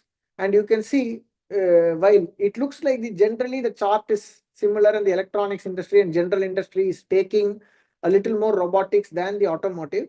Please look at the numbers. The one that you see on the left is in 2013, and what you see on the right is 2023.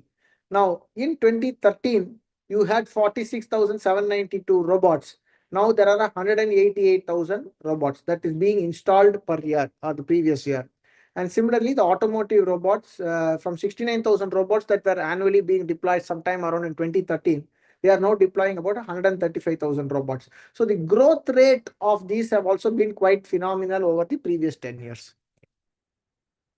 And if you look at the application, I talked about what type of application robots can be used. The different type of applications are handling, typically for lifting, placing robots, objects, and so on. Welding is a classic use case. And of course, there are other things like assembly, clean room applications, dispensing, and so on. So again, you will start noticing that all these are interlinked with the initial principles I talked about in terms of why they want to automate something, the 4-5 Ds of robotics that you look at, and the different applications. And each of them have different type of robot that get deployed as well. And another interesting data, in the previous year of something like 540,000 robots that were installed, 276,000 robots were installed only in China alone. So they have more than 51% market share for the previous year. It is not the total number of robots that are installed. Only in the previous year alone, China implemented more than 51% of the total robots that were installed in the world. And of course, next is Japan, which is far low, and a country like India, we are at the moment only installing around 8,500 robots in a year. Okay, so just one country alone probably has more robots than all the other countries put together that are getting installed. So that's the amount of automation and implementation of Industry 4 and Industry 5 that is being adopted in such markets. And that's a reason also that the cost of labor is increasing in all these industries, in these markets. And so people tend to use them more. So it's important to look at a few trend drivers. So why do people look at robotics and automation?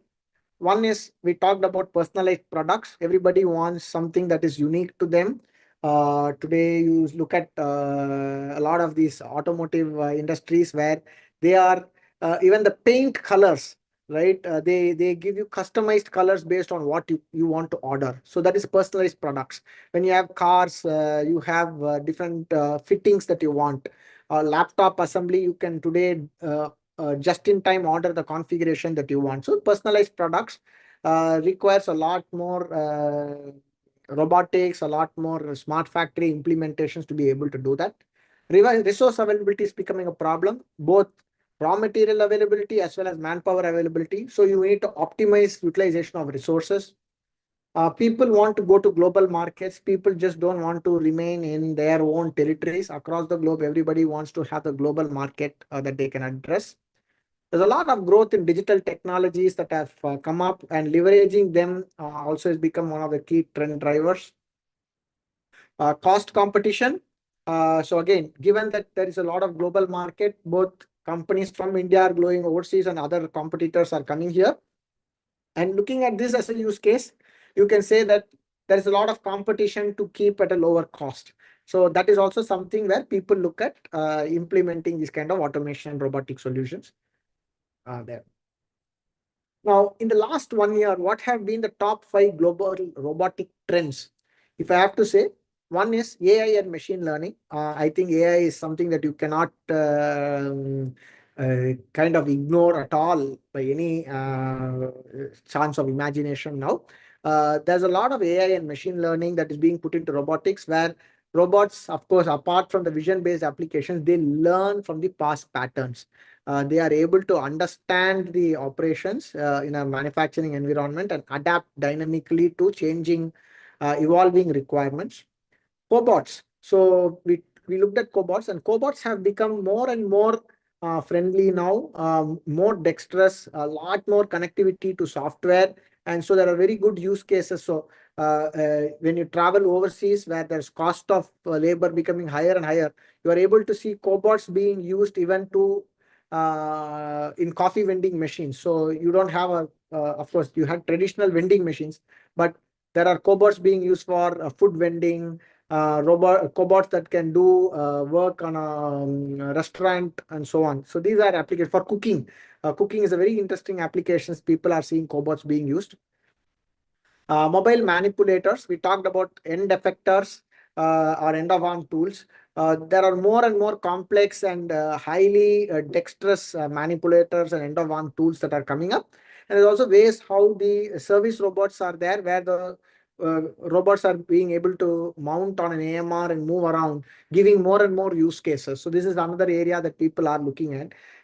There's also a lot of video you can see on the internet where spider type of service robots are available, which are able to climb vertically as well, not only on horizontal plane, they're also able to climb vertically. So again, accessing high reach areas, we are able to do with this kind of mobile robots. Digital twin, I have one whole slide on that before I end my last but one slide. So we look at that.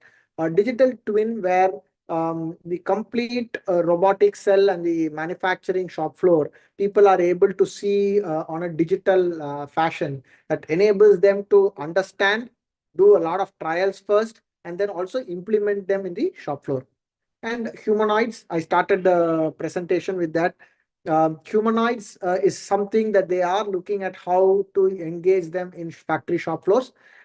We don't have too many deployments of this type of robots yet in the factories, but this gives, we talked about the number of axes and the degrees of freedom that we have. Today, mostly we use six axis robots, up to 6 axis. Sometimes you have the 7th and 8th axis, but humanoids bring in a lot more dexterity with multiple arms that they have, and pretty much being able to work like a human hand. So that gives it a lot more ability to work. So these are the top 5 global robotic trends in the last year. And there's a very popular terminology that is being brought out, which they call as the lights out factory. What does lights out factory mean? They also call it sometimes as ghost factories or dark factories, where you do not have humans in the factory. The systems are autonomous. They are able to operate all by themselves without requiring any human intervention. Okay, so they are able to work by themselves, and it allows people to provide remote monitoring and control of the factory. So in areas where, let us say, the ambient condition is quite hot. Imagine working in the Middle East in summer, it can be very hot, or there are some very cold areas where it becomes humanly difficult for people to work at night times, or even where the cost of labor is high, the system is able to automatically work by itself with a lot of robots becoming autonomous. Let me run through another video, a very interesting video I like quite a lot. You can see how the robots work in unison.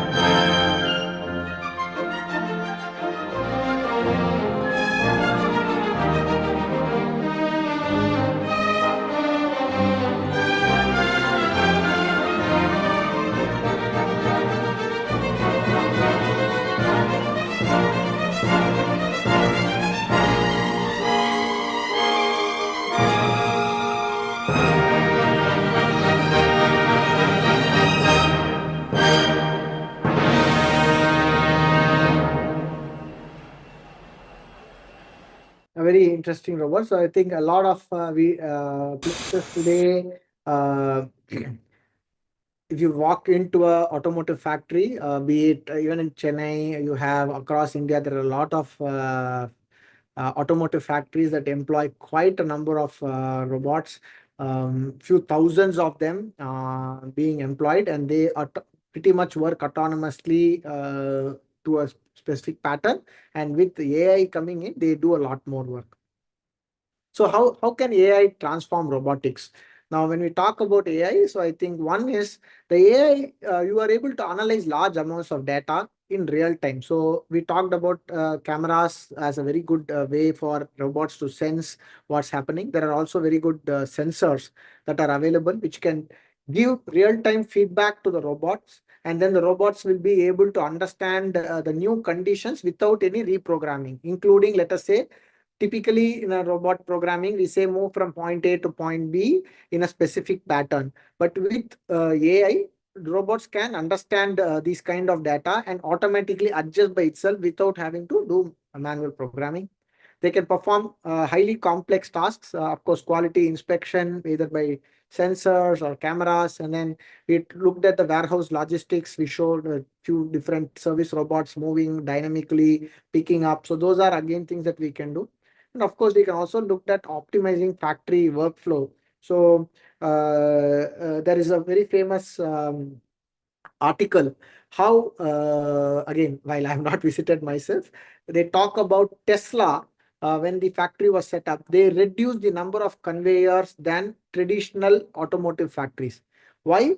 They used a lot more such AMRs to be able to carry the entire car body. Now, what does this offer? The advantage is if you walk into traditional automotive factories, let us say a car as an example, in this case, a car factory, you will have a specific sequence that goes through, and there's a lot of study and research done in terms of optimizing such lines. How do we do and where people have to stand, what activity they'll do one after the other. But the disadvantage that is, we talked about personalized products and then continuous various type of models that come in. It had to follow this pattern. And now with AI being available and dynamic workflows, and the cars can actually move on the AMRs, which move it from point A to different stations dynamically based on resource availability, based on the type of activity it has to be done. For example, let us say there's a station that fits a specific electronic module or a mechanical module in a car, and in a specific variant, that part is not required, then the AMR or the AGV can bypass that particular station and straight away take it to the next station. So this is another classic use case where AI can help in optimization of the workflows and dynamically adjusting the functions that are happening in the shop floor. And this is another slide. So we just saw the video, which was an actual video of a factory, right? Car factory, Seat car factory. Now you can see how digital twin and AI enable better implementation of the same. Okay. Siemens and NVIDIA are partnering to advance industrial digital twins in the metaverse, opening a new era of automation for manufacturing. In this demonstration, we see how the expanded partnership will help manufacturers respond to customer demands, reduce downtime, and adapt to supply chain uncertainty while achieving sustainability and production targets. By connecting NVIDIA Omniverse and the Siemens Accelerator ecosystem end-to-end, we will expand the use of digital twin technology to bring a new level of speed and efficiency to solve design, production, and operational challenges. Siemens Accelerator offers the industry's most comprehensive digital twin and includes best-in-class software for digital manufacturing, collaboration, design, and industrial operations. Omniverse, based on the open standard of USD, Universal Scene Description, connects a wide range of software tools and users with AI, physically accurate visualization, realistic physics, and ray-traced RTX rendering. NVIDIA Omniverse is a large-scale, full-fidelity virtual world engine and ideal for industrial metaverse. The connected platforms running on GPU-accelerated systems from edge to cloud unlock amazing superpowers, from factory planning to autonomous robots and beyond. Uniting the worlds of information technology and operational technology, The Siemens Accelerator platform uses edge-enabled devices to collect real-time IoT data connected to the digital twin. When problems occur, engineering, manufacturing, and logistics teams can immerse into the live digital twin to root cause the problem and develop a solution. New solutions can be tested and validated using the digital twin across thousands of scenarios and edge cases, eliminating the need for physical prototypes, reducing critical downtime, and increasing manufacturing agility. Siemens Accelerator and Omniverse train robot perception AI models on physically accurate synthetic data generated from the digital twin, accelerating both initial training and retraining in the event of production changes. In live digital twins, customers can train robots to perform tasks before deploying the AI models into the physical robot. Omniverse can even be used to train fleets of robots working in harmony. Industrial automation is being supercharged with AI. Inside a digital twin, customers can design environments that allow humans and robots to collaborate safely and efficiently. Together, NVIDIA Omniverse and Siemens Accelerator are bringing open collaboration to industrial automation, enabling full fidelity live digital twins to drive a new level of speed and agility in the era of software and AI-driven digital transformation.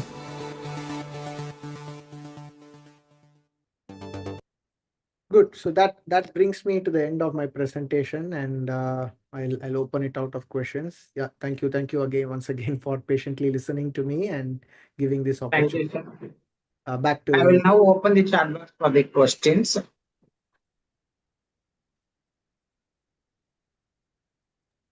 Before questions, can we open up a Slido and then go to questions and answers? Okay, sir. Okay, sir. Okay. Then I have pasted the Slido quiz link in the chat box. Request the participants to register in the Slido quiz.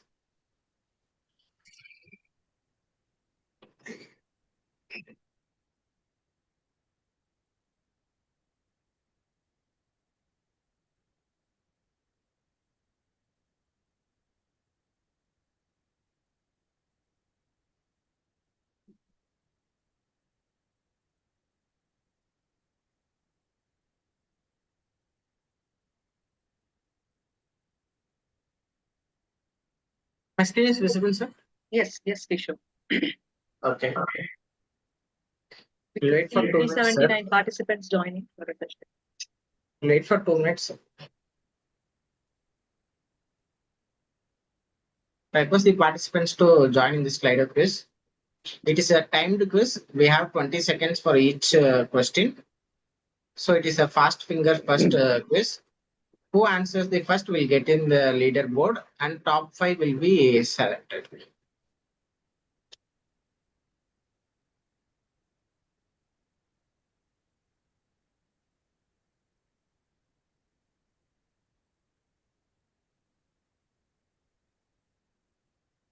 Okay. We'll start the quiz. Here's the first question.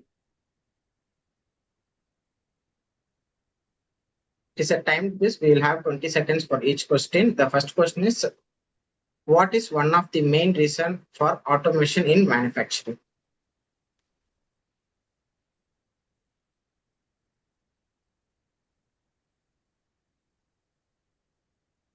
Okay. 65% of them are answered C. The right answer is C. Okay. The next question.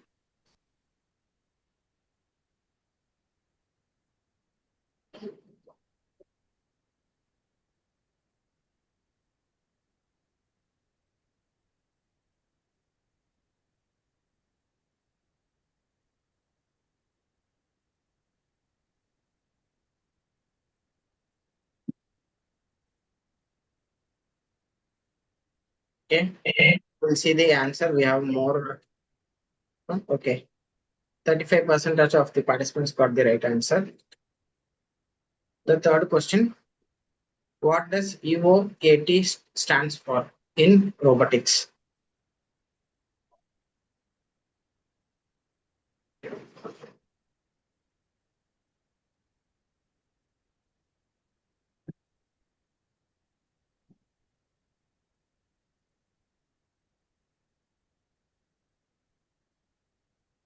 Okay. Okay, 47% of them got right answer. The fourth question.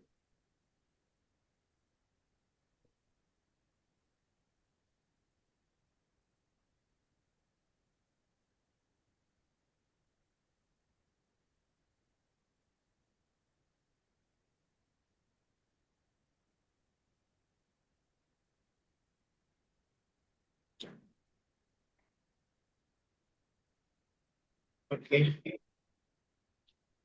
Okay, C is the right answer. Fifth question.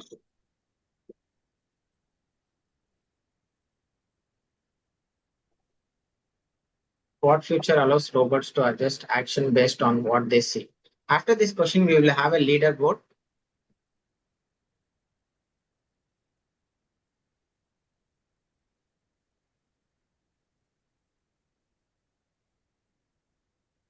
Yes. Okay, visual feedback. Okay. We have Sudarshan M. In the first place, he Sure. answered 5 questions. Sorry to interrupt here. Participants, you can check your Zoom browser now. Just check your Zoom browser. There is a leaderboard appearing. Go ahead, Kishore. Okay. Sudarshan has answered in 57 seconds. Swayam has answered in 58 seconds. It is the fastest finger. We'll move on to the sixth question.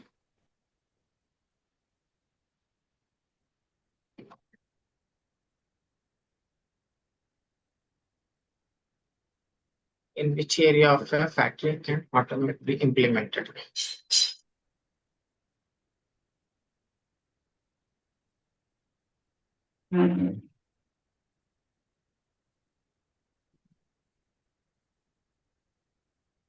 Okay. A is the right answer. The seventh question.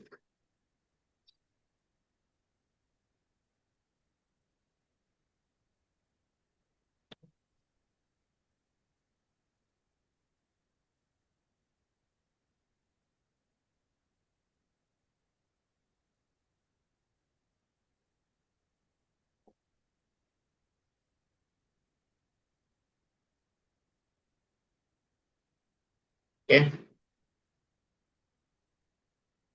The eighth question.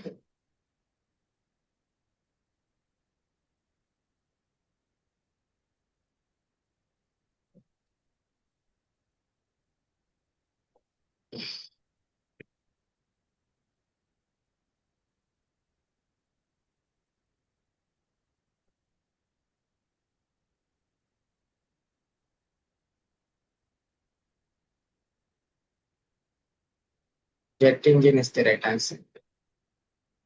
Ninth question.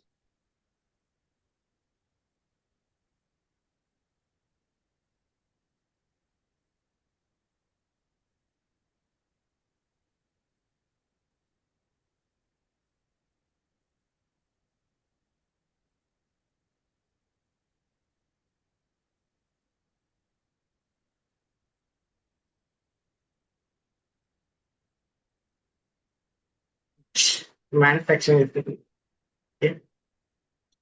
And the last question of this is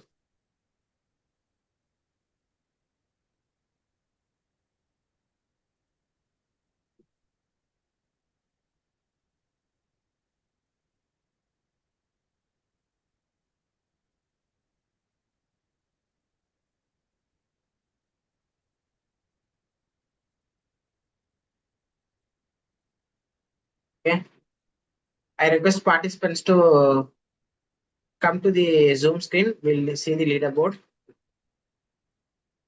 Okay, Sudarshan, I'm rating the first place with 10 questions answered in 1.45 seconds.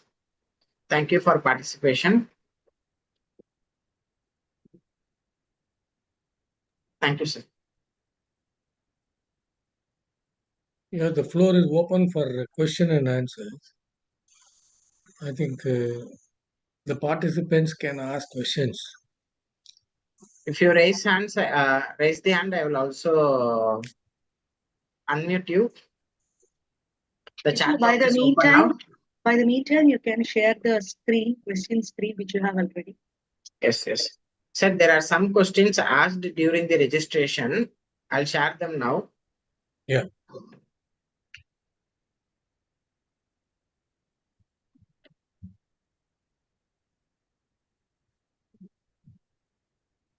Can you see my screen, sir? Yeah. Yep.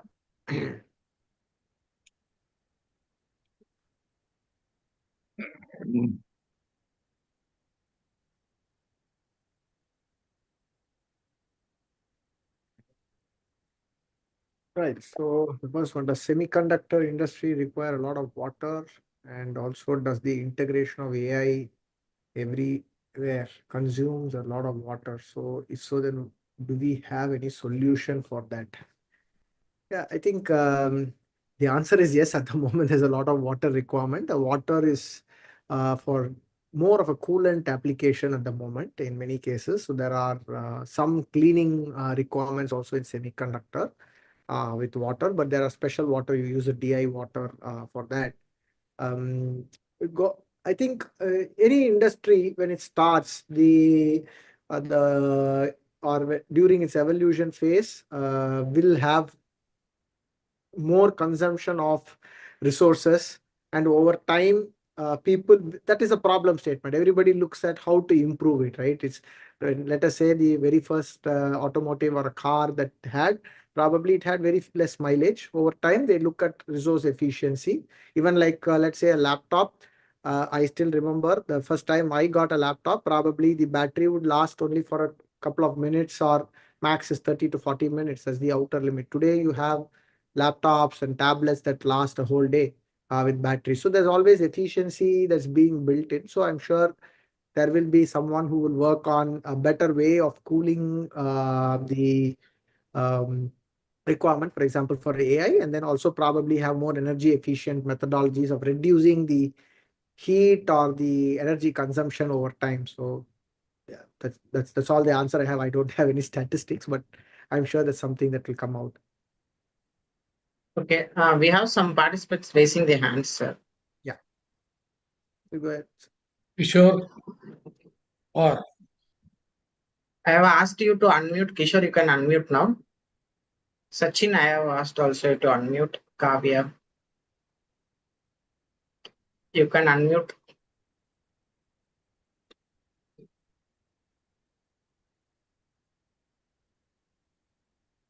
can you ask questions?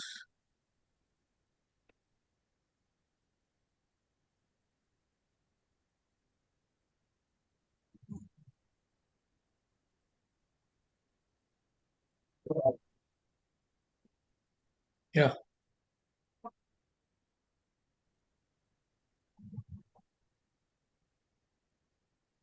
Participants who have raised your hand, I have asked you to unmute. You can unmute.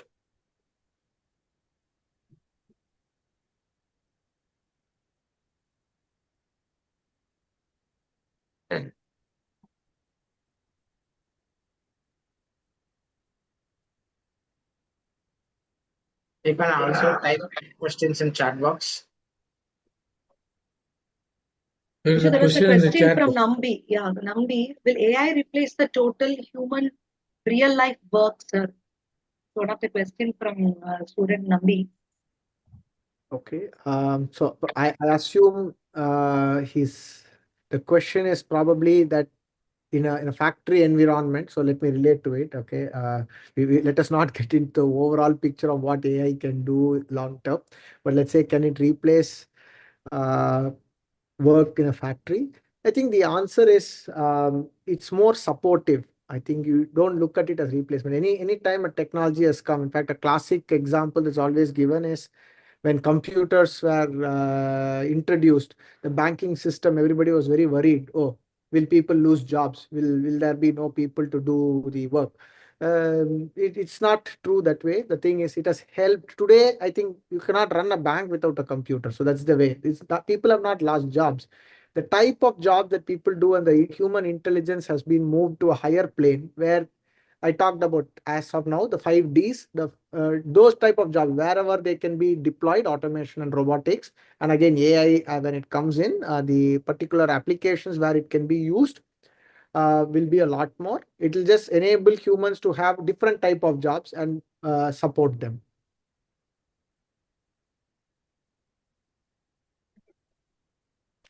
Those who have raised their question hands, if you are not interested in asking questions, please don't raise your hand and waste everybody's time. Vishal, you have raised your hand. Gangesh,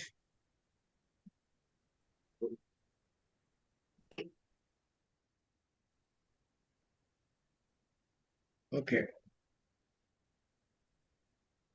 Those who have raised your hand, if you are not interested in asking questions, you can send the question through email and we will pass on to Mr. Shivkumar to respond Yes, later. any question in email ID, madam? Ask PALS to you. Yeah, just I'm looking out that.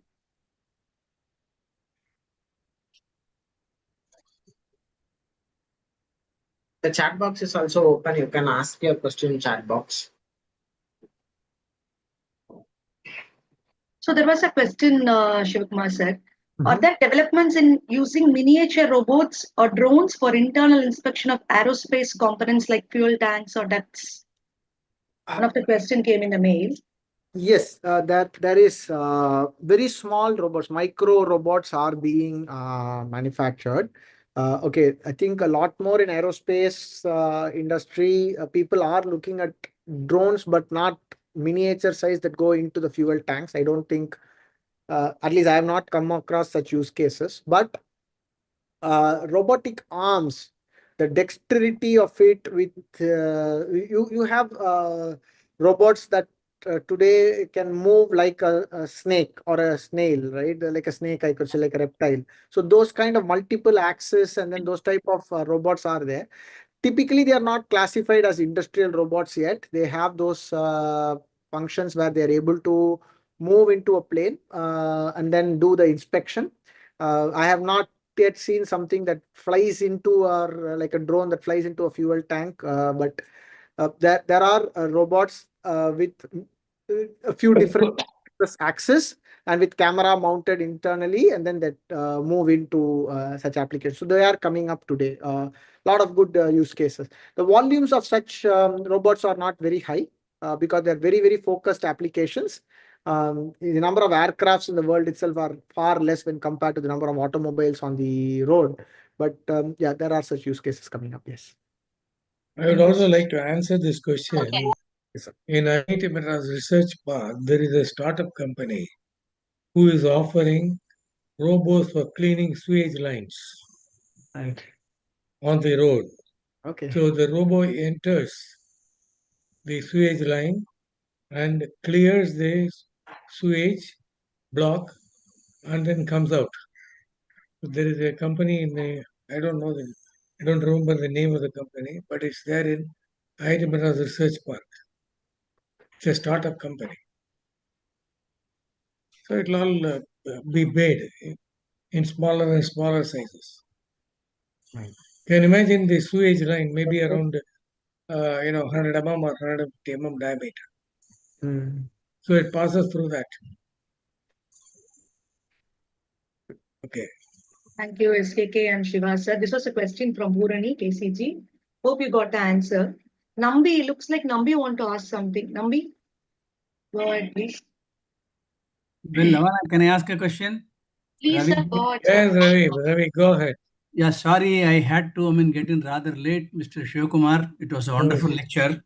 My question is, which company in India has the largest number of robots in the automobile industry? B, what kind of job opportunities are being offered by the various large companies in the country? In fact, for any fresh engineering graduate. Right.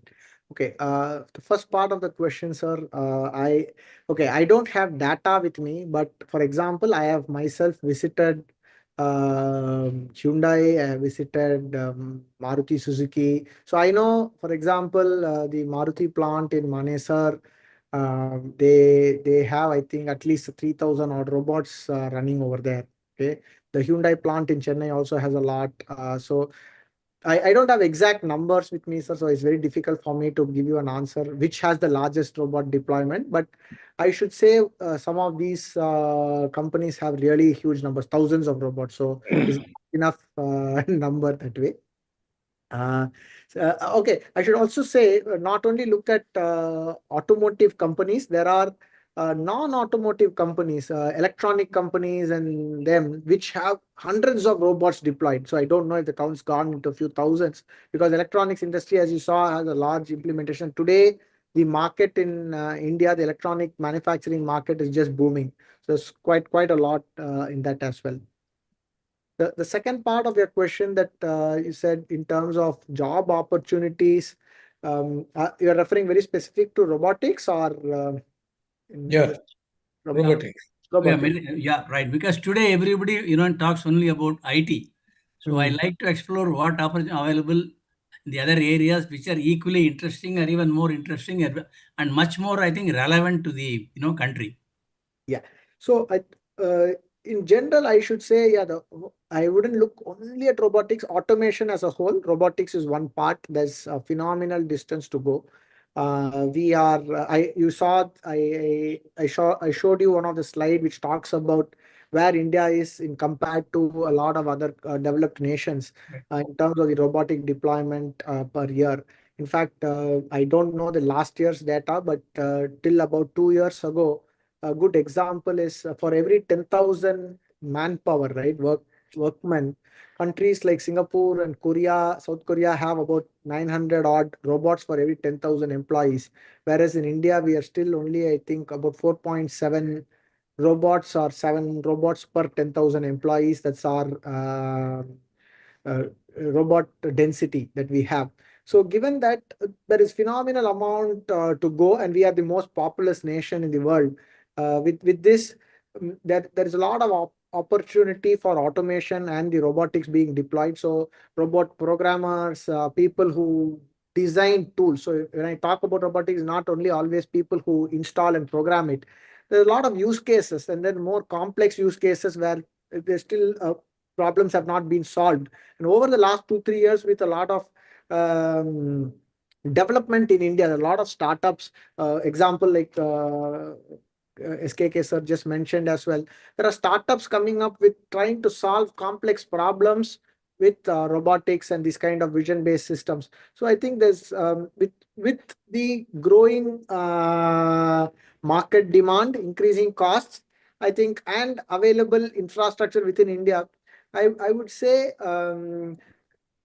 IT or the computer science has now only become an additional qualification and not has moved out from being a mainstream qualification for people to identify jobs. I think today any stream of engineering, people end up learning some data science and Python programming, which kind of enables them to do their stream of work. I know people who are in biomedical spaces learning how to write Python coding so that they're able to understand the data that they are looking at.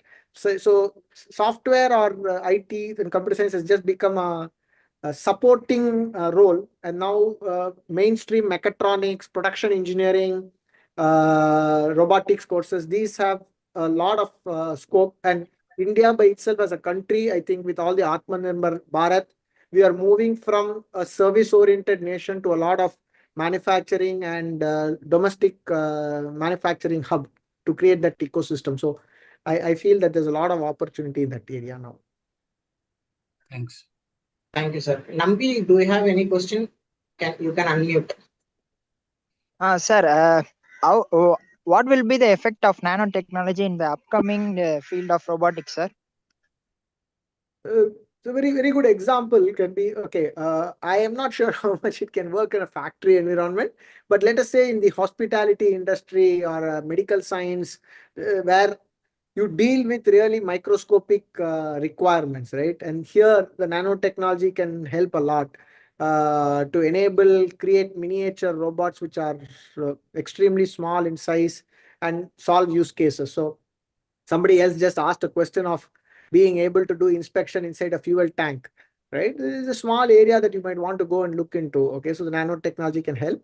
And I think the best use cases would probably be in chemical science or looking at the human body or veterinary science and so on, where nanotechnology can really help.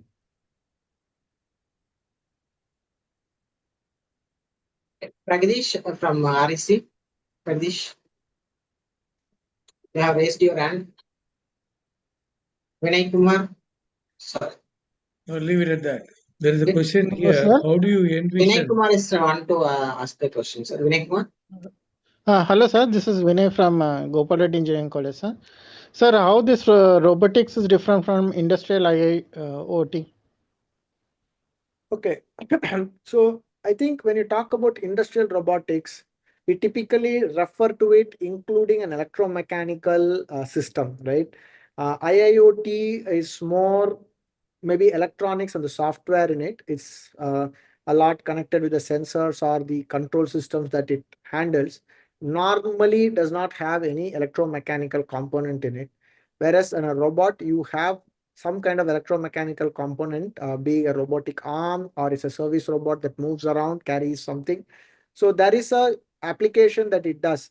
But IIoT is more only for your data collection or some field decision making or controlling something. So that's kind of two different things that we are looking at. IIoT can help robots do more intelligent jobs. It could be an supporting equipment, supporting device that helps the robot do better work. Okay, sir. Thank you. Thank you. I think last question, which Lavana has asked, how do you envision achieving safe, generalizable decision making in autonomous robots operating in open, unstructured environments, and what are the current limitations, technical, ethical, and computational, that prevent us from reaching that goal? Okay, so now It is in the chat box. yeah, so I see this question. So good, interesting question. So you look at this from the perspective of where we have moved over the years. So that's where understanding the evolution of the industrialization becomes quite relevant. Now, so looking at how I envision achieving a safe, I think fairly we are moving towards that goal. So we talked about collaborative robots that are already safe to work around with, right? They are there. You see the AMRs. So unlike earlier rail guided systems, imagine there's a high-speed train that's coming in, which is moving object from point A to point B, and you stand in front of it, right? So there's no safety. But today you have AMRs that use sensors, safety sensors to identify objects around stop. So it really provides a safe environment and is also autonomous. So the video that I played, so you can see that there is no predefined programmed point A, point B movement of robots, or even in the robotic arms, they are not pre-programmed to say you only move in this pattern. You kind of use sensors, cameras, and other AI-based systems to tell the robot you're supposed to move something from point A to point B. You're supposed to handle as and when the event occurs. It takes the decisions based on what is happening. So we've already come through a long way on that. So, and looking at unstructured environment again, their dynamic mapping, it's able SLAM technology allows you to look at a dynamic mapping of the environment in which it is working, and it's able to provide that. Now, there are still some limitations. What's the limitation? In the sense, many of these technologies are still slow. So today it's natural that a collaborative robot or an AMR cannot operate at high speeds given the physics, the capabilities of the motors or the sensing speeds that we have, that it provides a safe environment, number one. Number two, while we still talk about, I don't know, 5G, LoRaWAN, you talk about localized high-speed wireless communication opportunities, we still have challenges at the rate of speed. I don't know, quantum computing may probably help that even more with how fast data can be exchanged and decisions can be taken in real time. So those are some challenges that are there, both from computation and cyber security. You talked about ethical. So cyber security is a major problem. So you still have people hacking into systems, and then if any of these systems go rogue, it can become very dangerous for people around it. So these are some limitations, and there's a lot of research. Again, you have a lot of incubation centers, you have startups who are focusing on addressing these kind of problems. And the more and more such systems get into the market, I'm sure there will be organizations trying to address that particular problem statement and identify a solution towards it. This natural way of evolving any industry. Only one last question, really last question. Yes, sir. What is the difference between a robot and a machine? Kishore has asked. Okay, I put it this way. So a robo is a machine. Okay, so you start with that. Robo is a subset of a machine. Now, how intelligent is your machine is where we qualify then as a robot. So a good example is even a drilling. In fact, the word itself we use, drilling machine. It's meant to drill, right? So the drilling machine, you have a CNC machine. So they have specific purposes. There's a lot of intelligence being built on that as well. You have smart drilling machines, so they are also coming in. But when we talk about robots, you typically let us say group a set of type of machines as robots, which enable you to do a particular job. And they normally have a lot more flexibility than a fixed role machine. I think we'll stop here. Any further question can be asked on email to PALS. We'll pass on to Mr. Shivkumar and he can respond later. Kishore? Yes, sir. Thank you for the session, sir. Now I request SKK, sir, to give the closing remarks and vote of thanks. I think we had a very interesting and elaborate presentation on robots, and basically he has covered, I think, most of the varieties of robots in operation by the industry. And I'm very happy that a complete collection of all this data has been done by him and presented. I hope the participants will benefit from this. I would like to extend my hearty thanks to Mr. Shivkumar, who has really agreed the moment I offered to him to come and present here in PALS to a large audience of somewhere around 1,000 people online who have attended. I'm very happy about it. Thank you very much, Mr. Shivkumar. I would like to thank PALS PMO, Lavana and Kishore, and also Ravi, one of the champions, my colleague, who has been kind enough to at least attend few, maybe 30, 40 minutes of his time because he had out of a busy schedule. And I would like to thank everybody, the students and the college faculty who have attended today's program. Today being the first program in this year, I'm very happy that we have inaugurated the whole year with this event. Thank you very much. Launa, you want to say something or will close? Yeah, that's all, sir. I would like to really thank Shivkumar sir for that excellent session. As mentioned by SKK sir, this is our initial session for this this edition 25-26, sir. So really thankful for that. And we have shared the feedback link in the chat box. Kishore has shared the link, requesting all the faculty and the students to respond to the link. That will be very useful for us for further improvements also. That's all I would like to add, sir. Thank you very much. Thank you. Thank you very much for I think we giving can close. Thanks. Thank you, Kishore. Excellent arrangements. Thank you so much, madam. Thank you, SKK, sir.